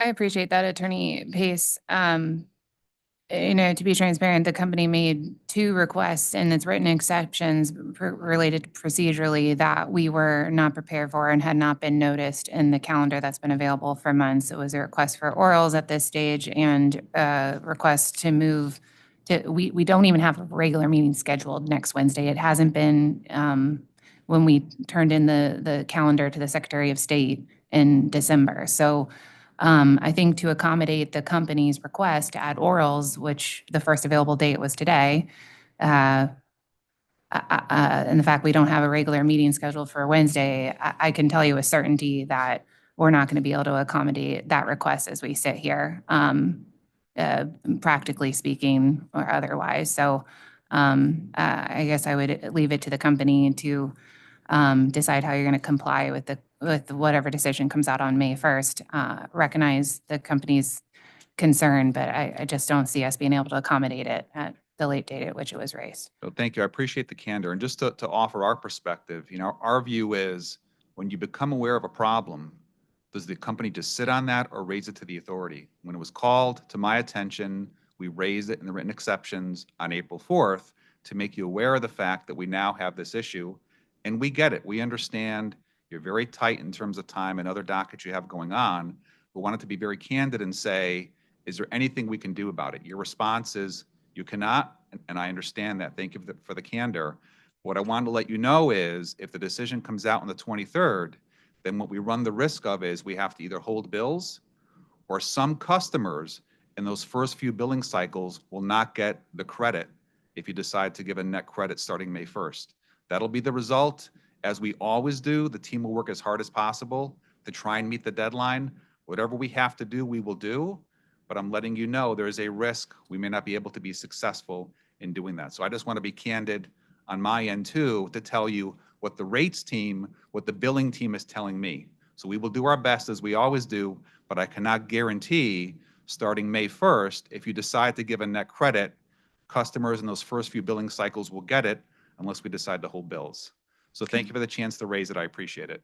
Thank you, Attorney Pace. And I just want to confirm that the company has summarized its position. We have, and thank you for the opportunity. We appreciate that, commissioners. Thank you. All right. Yeah, I'd just like to make some summary comments as well before we get to the next stage here. I just want to say I'm just a little bit disappointed, not over anything that occurred this morning. I thought this morning was a great dialogue, a little spicy at times, but that's okay. It's to be expected.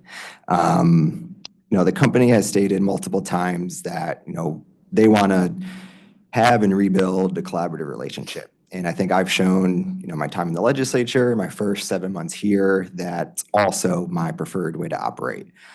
So I just want to say I was a little disappointed on Friday and over the weekend that I had to hear about this proposal for the first time through a media inquiry rather than reading it for myself when the company filed its written exceptions. In my opinion, that's not the best way to rebuild what we're trying to rebuild here, and just hope we all can do a little bit better in the future. Thanks, Madam Chair. Thank you. I think we are going to transition to the OCC. Oh, Mr. Horton. Would it be appropriate to respond, or are you sick of hearing from me? I feel like I fully understand the issues at this point. Yeah, I'm okay for now. Thank you. Thank you, Mr. Horton. Consumer Counsel.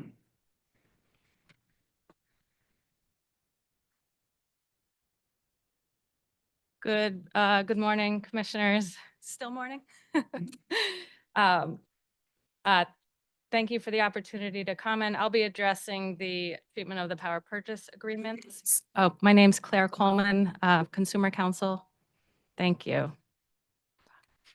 So, Commissioner Conti, I'm glad you ended with your comments and transition to mine, because I actually plan to start with a similar theme. Oh, and I'm sorry, before I stated my name, I'm going to be addressing the PPA issues, and then Attorney Wheel is going to jump in and talk about storm costs and ESI. And listening to the conversation this morning, I had a similar reaction, which was that it was both frustrating and also, productive and really important.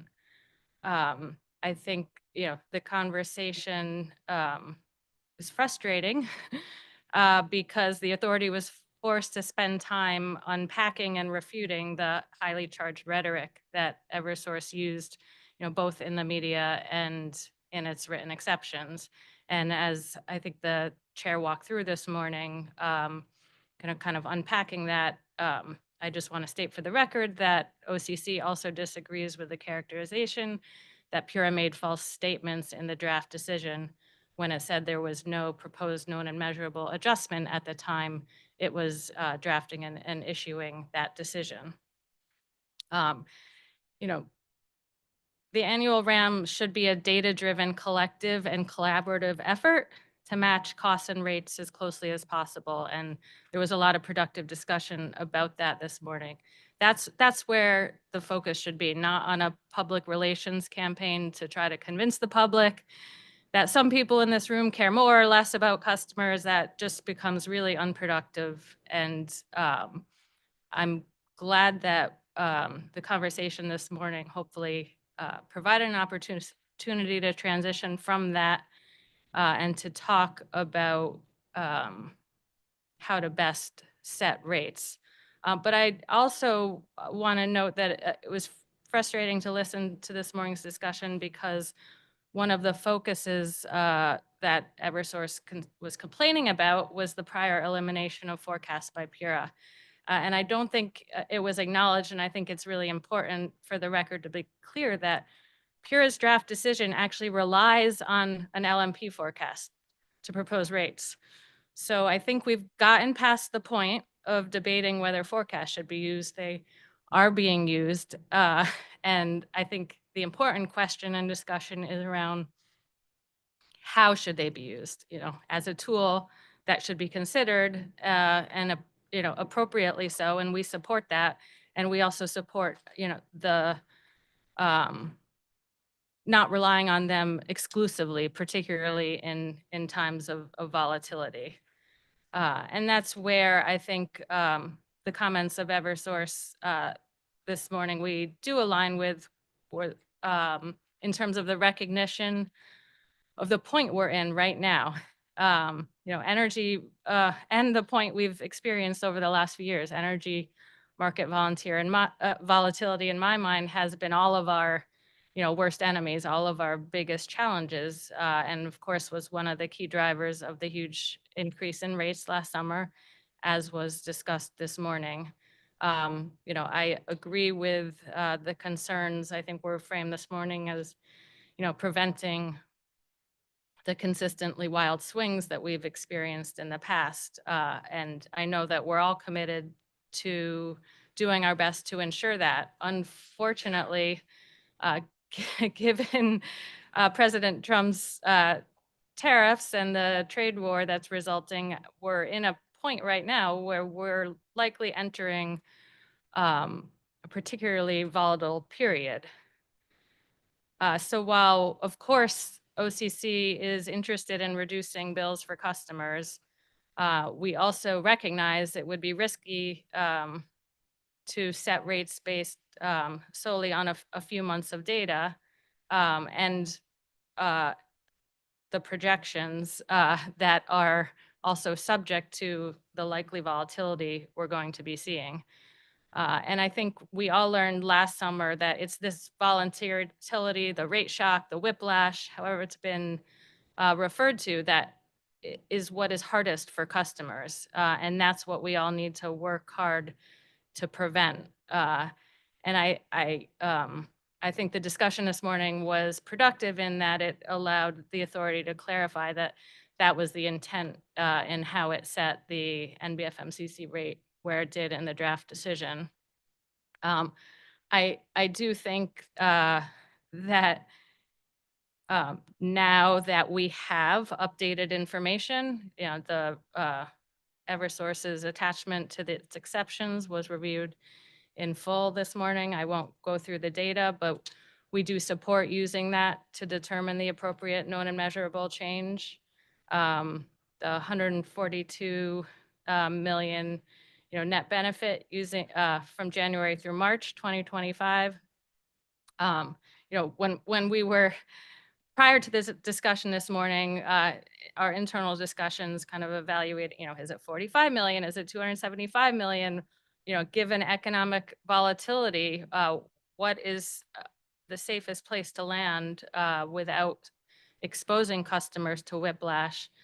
We have also considered whether that 142 million number is a good place to start.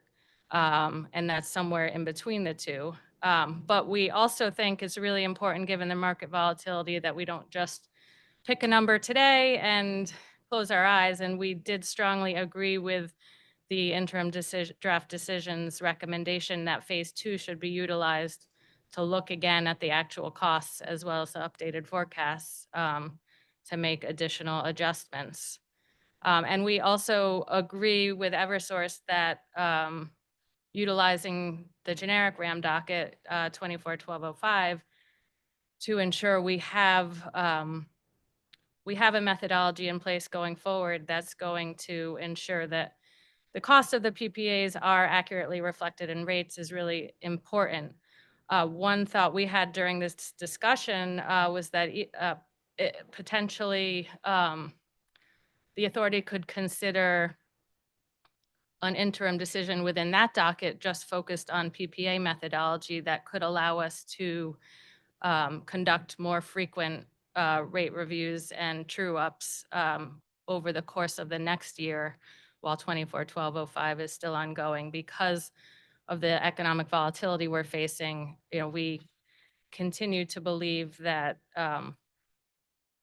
adjusting rates more frequently could help us keep up better with those swings. So those are just ideas we leave you with.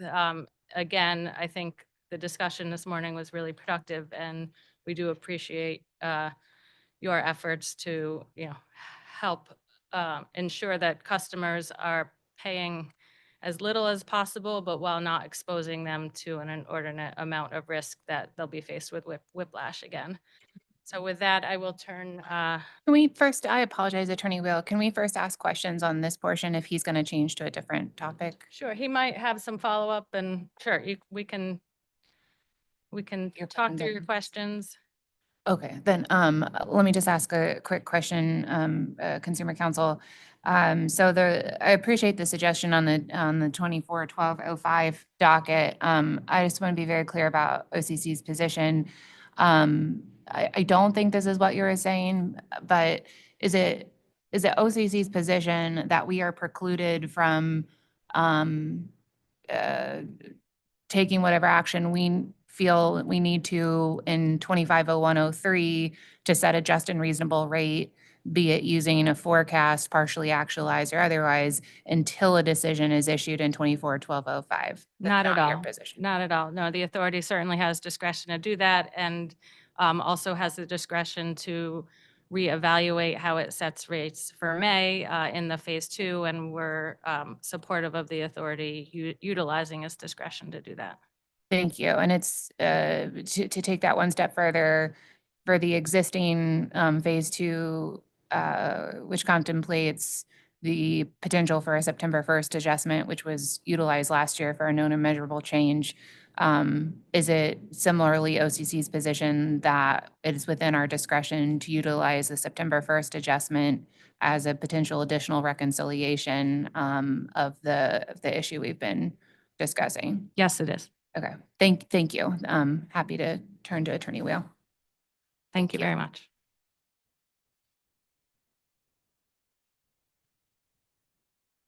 Good morning. I'll try to go fast because we're like 90 minutes deep into this. I'm here to talk about storm costs and the ESI.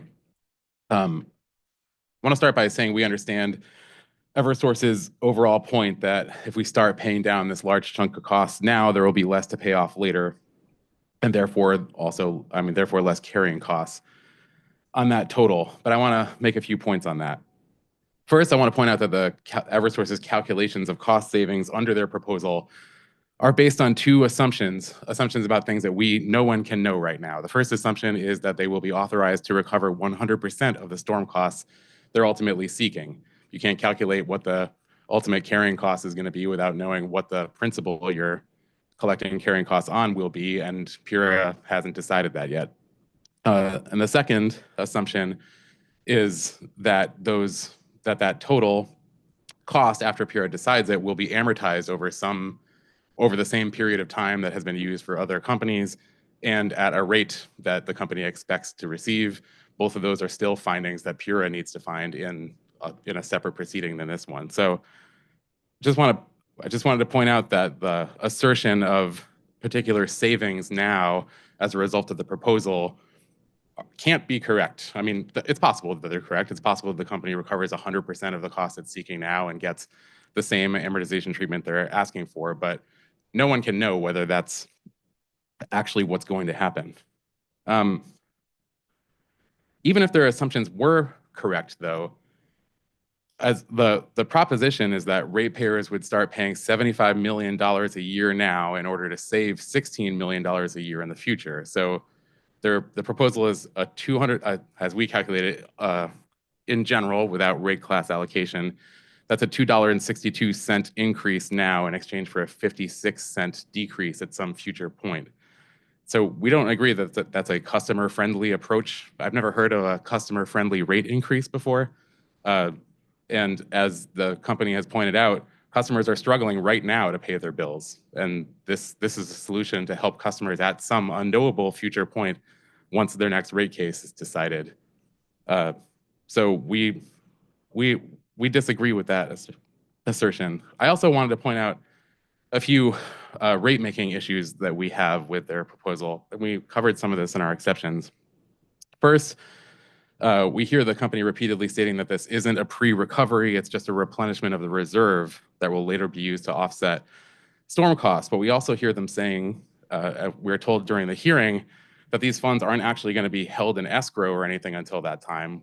I was told that's not how utilities work, and that they would actually be recording the $75 million as an offset to their regulatory asset and, quote, using the funds to fund our operations in the meantime. From our perspective, this framing this as not a recovery of outstanding costs, but instead a recovery, a refillment of the reserve is just a matter of semantics. The company's asking to be paid now for storm costs that haven't been evaluated yet. We can't agree that deferred costs should be recovered before they're evaluated. A deferral, like a regulatory asset, is already an exception to traditional rate-making principles.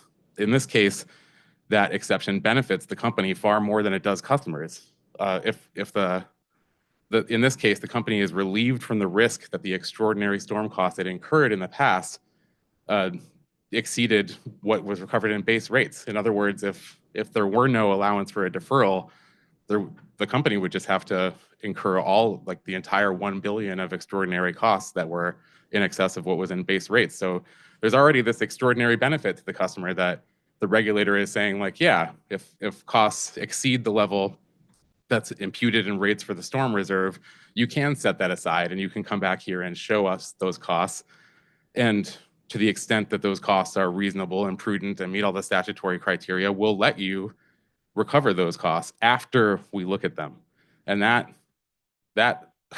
in our mind, that the notion of a prepayment on a deferred expense violates that exception, that special exception to a deferral. It takes away what is already it increases what is already a bonus to the company for the model that's set outside of traditional rate making. The company also argues in their exceptions that this isn't single issue rate making. And as long as the company is framing this as a replenishment of the reserve, it is single issue rate making. The reserve is in base rates. And just by they're seeking to increase revenue that is currently flowing to them in base rates, just by moving that revenue stream into a line item somewhere else on the bill doesn't mean it's not single issue rate making. And I want to clarify that what we discussed in the PBR proceeding as different than what's being proposed here. In the PBR proceeding in 2105-15 REO1, we've been talking about creating a new mechanism to allow for direct reconciliation of storm costs in excess of the reserve. And by the way, the idea there is also that would happen after the costs are reviewed. But we've talked about how that wouldn't be single issue rate making because there we wouldn't be adjusting the reserve. We wouldn't be adjusting the revenue flowing into the reserve. We'd be creating an entirely separate mechanism that's about direct recovery of those incurred costs. That's why in our minds that wouldn't be single issue rate making, but the proposal here is. Lastly, we raised this in our exceptions, is the cost allocation issue. The company has acknowledged on the record that the allocation of the MBF-MCC, where they seek to recover this $75 million, is different from the distribution rate. So under their proposal, those costs are going to be spread out across rate classes in a completely different proportion than is what is designed for base rates. I haven't heard a solution from the company to that problem other than to just say, we don't really mind, you could put it somewhere else, which is also troubling. Like there should be some thought put into a proposal for the rate impact across rate classes of how these costs are recovered. It should align with the cost causation and other rate design principles that exist and have been worked on so hard by all the parties across the years. I also just want to highlight that from our perspective, the company has no legal right to this treatment. They haven't cited to any legal grounds for the proposition that PURA has to give them this rate treatment because there isn't any. They're asking for an exceptional treatment for these costs to increase their cash flow now. And we understand that from an economic and financial perspective, but for all the reasons I just stated, we disagree with the proposal. I also wanted to talk about the ESI. We don't object at all to the company's request to continue to update the record to show evidence of the plant that is in service at the time of phase 2 and to take and to argue that plant is that plant should be included in rate base and recovered. From our perspective, first off, as Consumer Counsel Coleman just noted, we don't object to a known and measurable adjustment happening in phase 2.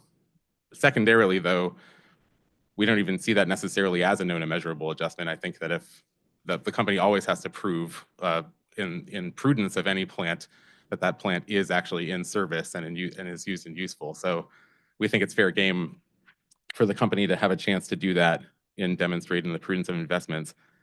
But I do want to say that we are detecting the same theme in the company's ESI arguments and their draft decision as their storm argument. This idea that since we're probably going to have to pay them for things in the future, we may as well just go ahead and pay them for them now. Their exceptions highlight that, quote, it isn't a matter of if, but when the company can prove that ratepayers owe them this money. And we object to these concepts. We view them as attempts to erode the most basic principles of economic regulation. In exchange for their monopoly, Eversource has provided the certainty of cost recovery if they can demonstrate that those costs are appropriately incurred and not before that point. So again, we don't object to the company's ultimate request for relief here, which is to have another chance to prove out these costs, but for the same reason for many of the same reasons as I just highlighted with respect to storm costs, we disagree with the notion that just because it's likely that they can later prove that we owe the money, that we should just start paying that down now. Lastly, we heard the authority's response to the request for an expedited interim decision. We understand that. I did just want to note that if the company opts not to hold bills and does overcharge customers, charges customers for a rate that doesn't reflect the authorized rate for May 1st, we would ask that the interim decision order the company to correct that, to in the next applicable billing cycle, credit back any customers who were overcharged for that overcharging. It's my understanding that that has been an issue in the past, that customers, I believe in the 2020 RAM cycle, may have inadvertently been overcharged and that wasn't corrected. And with that, I'd be happy to take any questions. I have no questions. Thank you, sir. Thank you. Anything further from the Consumer Council? All set. Thank you. Okay. Mr. Horton, we had not planned on a rebuttal round. I'm happy for the company to briefly respond if we can keep it brief, please. Thank you sincerely, Chairman, and I will have to be brief. I'm almost out of my second jug of water. I just want to address some of the key points, and I will be brief. Starting with Commissioner Arconti, your comments in regards to running to the press, and which Consumer Counsel Coleman had reiterated. We didn't run to the press. The fact of the matter is that the press is rabid for information on rate changes, particularly for Eversource. So we're constantly asked to comment on filings, to anticipate rate changes. The narrative that the press has been fed is one that says that rates are high here for Eversource's customers because Eversource has been failed to be held accountable. And we have been working very hard, trying to be collaborative with PURA, with the Consumer Council, with DEEP, with legislative leaders, with the press, with anyone who will listen to try to, in our view, correct that record. It is not a matter of having high prices because Eversource hasn't been held accountable, but there are complex problems that we are trying to solve and have to solve in order to reduce rates for our customers and make them more affordable. So when the press asks, we answer, and we try to provide the best information that we can. So it was simply a matter of us responding to the questions asked, and it was a matter of us explaining the information that was available to it, which was not accurately reflected in our mind in the draft decision. And I spent this morning trying to peel apart questions that to me were trying to lead me to admit that the $275 million that we put into our written exceptions, admit a yes or a no, is that wrong? Was it new? Did we have it? So I was simply trying to explain, as we had consistently from the start of the proceeding, our position, and it hasn't changed. That was the concept that we put into our written exceptions. I also agree with the sentiment that this morning's discussion was very helpful. It was incredibly helpful in my mind, and I wish that we could have more of them. I only wish that we could have had this discussion a year ago when we first saw the RAM proceeding heading on the path that it was of a significant increase for customers.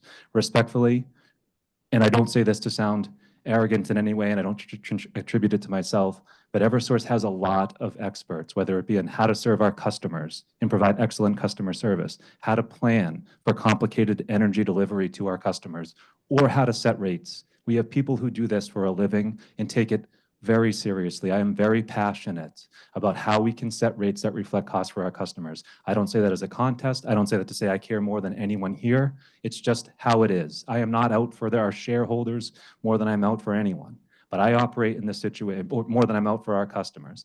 We need our customers in order for this whole paradigm to work.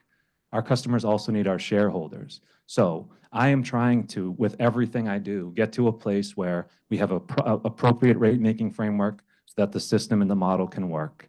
And I see constantly in Connecticut, exclusively in Connecticut, it is not like this in Massachusetts or New Hampshire, where there is no productive dialogue. This discussion, while uncomfortable, I will do all day if it means that we can come to a meeting of the minds on how we should be setting rates for our customers. I take nothing away from any of you. I know you're of the same mind. But the bottom line is, respectfully, we are often not listened to when we produce information on how we think that rates should be set, the system should be planned, or how things should work. Our positions are taken in half or not at all. And that is not, and then we are told, respectfully, Chairman, that we are being milquetoast in providing that information. So we have taken a concerted effort to be more clear and more direct. That's at the essence of it. But I would love for nothing else to be able to, as we engage in that separate docket that's evaluating the RAM proceeding, or as we engage in storm cost recovery or PBR, for us to just roll up our sleeves. Let's get it all on the table. What are we trying to solve? Because at the center of it all is our customers. They are the ones who are going to be held, and we don't get to change our rates unless PURA agrees with our recommendations on how those rates should be set. In terms of getting into some of the specific points that were raised, I do just want to respond. As it relates to storm costs, I don't know if maybe we need to have a separate discussion like we just had on the PPAs as it relates to storm costs, because we are not on the same page. It is simply true. There is no rebutting what I'm about to say, and the draft decision doesn't. It has 7 paragraphs saying that the utility should come in for a rate case, and if it doesn't, well, that's on you. You're Eversource, the one who's causing there to be carrying charges. We are not looking to eliminate risk. We are not engaging in single issue rate making. The fact of the matter is that customers have a bill due. It's currently standing at $1.2 billion. We have currently collected $134 million through rates. We currently collect about $60 million in rates to offset that balance that is outstanding.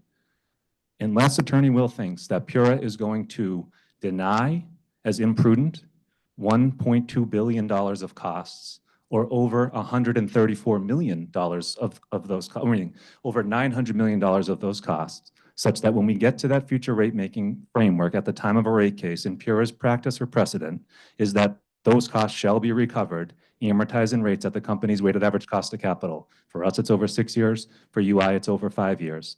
The only way that our proposal wouldn't result in less of an increase for customers and lower overall costs for customers is if PURA denies a substantial portion of the $1 billion, which is not a way to save money. It is a way to arbitrarily just not allow us to collect our costs. Or if Attorney Wheel is suggesting that PURA will radically change its well-established precedent for providing recovery of prudently incurred storm costs, then in fact the only outcome is what we have advocated for, and there is no alternative analysis on the record or otherwise, because it's not true, it doesn't exist, and it can't. Our proposal would save customers money, and it would result in less of an increase for customers in the future. And so we continue to ask PURA to consider establishing for a replenishment. We are not asking for cost recovery. And my comments were taken out of context to say that, no, when utilities collect dollars, we don't go and put those dollars in a bank account so that it's just sitting there. We use those dollars to run the business, just like any business does. We don't say, well, we have, in base rates, we have dollars that we're collecting for employee salaries, and we have other dollars that we're collecting for base storms, and then we go and create separate bank accounts for each dollar that we're recovering. That's not how corporate finance works, and that's not how utilities operate. So that was my point. But there is no reduction of risk that Eversource will receive as a result of collecting these costs. Ultimately, we will only collect costs that have been deemed to be prudent for customers. The replenishment of the storm fund, just like the $130-ish million that has already been collected through rates and will reduce the amount that is currently outstanding, the replenishment of that storm fund by providing some modicum of recovery, additional revenues from customers, will not in any way change risk. It will simply, exclusively reduce the balance that customers ultimately have to pay, and it will reduce the carrying charges that customers will ultimately have to pay. Lastly and briefly, I want to talk about the ESI. This is, again, a mischaracterization of what the ESI is, what it reflects, and what we're asking for. The ESI provides for recognition of some of the capital additions that we install in our system each year that's not reflected in base rates. We've tried, I think, 4 times to reflect a known and measurable charge into rates. Now, in the last 2 decisions, PURA has implemented on its own calculation a known and measurable adjustment for the low-income discount rate, entirely separate from ESI, I realize. But the rationale that PURA included in its decision last year, and in this decision, it used the term, we know that it will be a non-zero amount, non-zero, and therefore we will incorporate a rate for low-income discount, an adjustment as a known and measurable change. The ESI is designed to provide for recognition and revenues to support incremental investments that are not reflected in base rates. Our known and measurable change is simply to have the 2025 rates reflect the 2025 costs for those investments. PURA's practice in the last, I believe, 3 years, or since I forget the timeline, excuse me, but PURA's practice is to deny the timely establishment of the rate to reflect those costs, and instead to have those rates go into effect in the following year. It is not that we're saying, well, customers will owe us money, so let's have them pay us back. This is a different framework. We're saying that in 2025, we know, and just if you were to apply the same logic as with the LIDAR, there is going to be a non-zero cost, and PURA hasn't denied that. PURA has always allowed for that cost to be reflected in rates, but only in the following year. So our proposal and our ask is to establish, since we know it is a non-zero amount, we shouldn't be putting into rates a zero amount.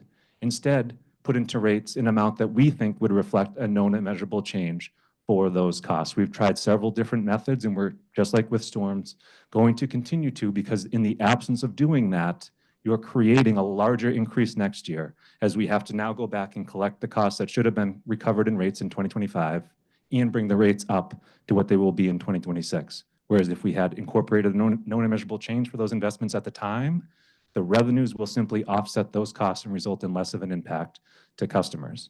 It's no different from when we set rates prospectively in a rate case for capital-related items.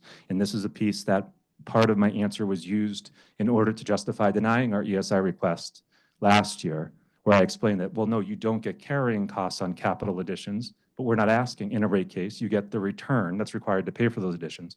We're not asking for carrying charges. We're asking for the revenues, the revenue support for the ESI to match those costs based on a known and measurable calculation. We've tried several different ways of coming to a calculation that PURA would accept in order to put into rates just simply the amount that we expect to be reflected for cost, knowing it is a non-zero amount.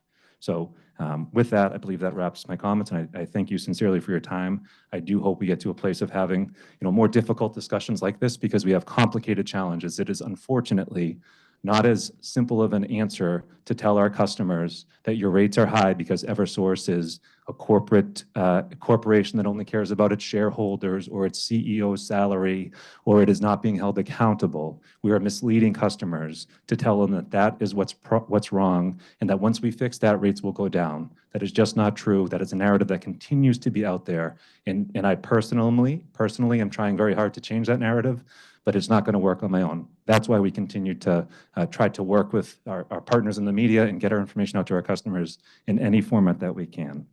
Thank you sincerely.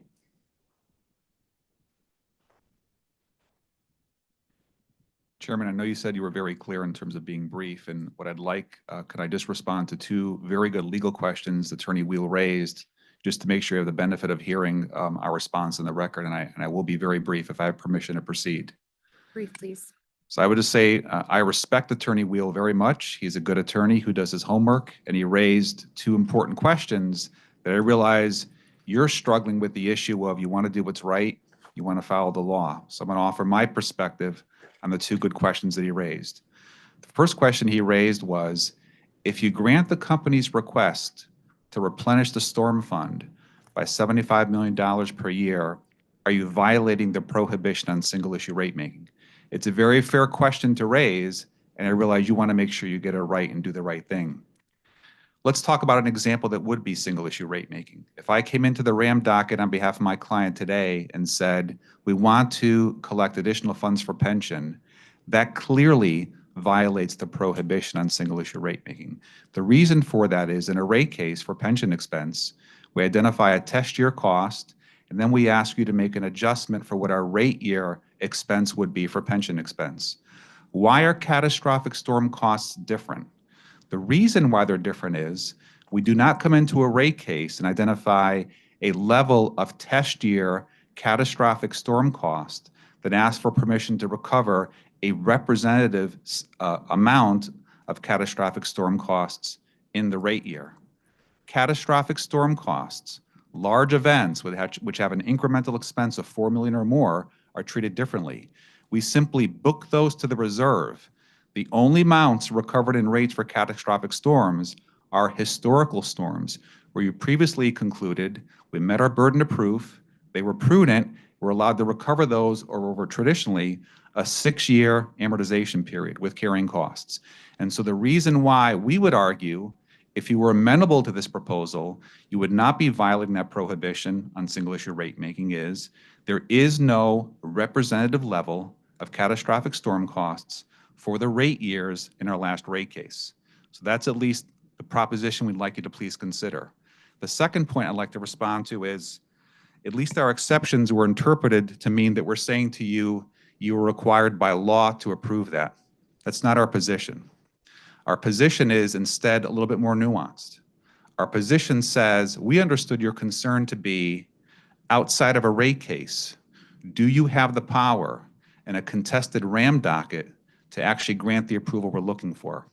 And what I tried to do in that part of the exceptions is explain there are at least 2 situations where the authority has said, even if there's no statute that expressly authorizes recovery, and even if the issue is not decided in a rate case, you've said in other dockets, you have the power in a contested RAM docket, which parties can appeal if they're not happy with, to allow for rate recovery.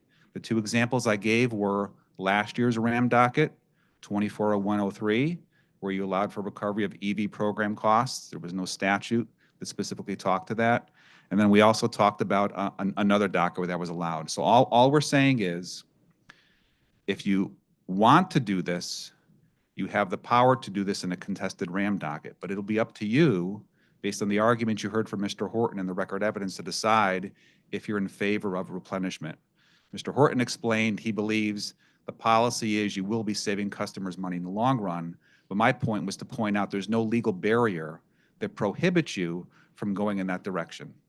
And I hope that responds to the very good questions that Attorney Wheel raised about those 2 legal points. Thank you for the opportunity. Thank you. Anything further from the Consumer Council?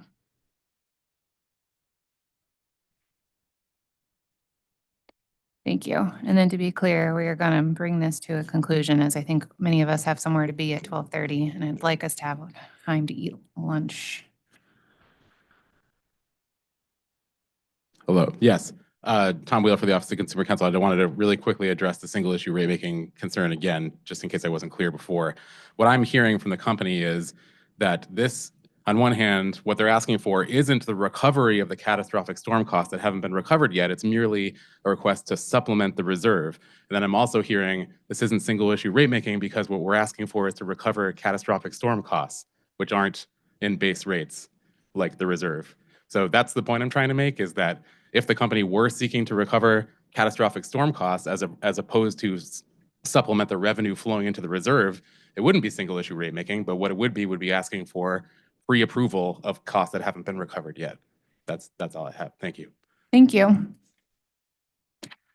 All right. At this time, I'm going to bring us to a close. Appreciate everyone's participation in oral arguments this morning and for addressing Commissioner Conti and my questions. As I mentioned, we will likely be voting on this at the April 23rd regular meeting scheduled for 9 a.m. Until that time, we will take under advisement the arguments we heard today and the written exceptions that were filed. And with that, I think we are adjourned. Thank you.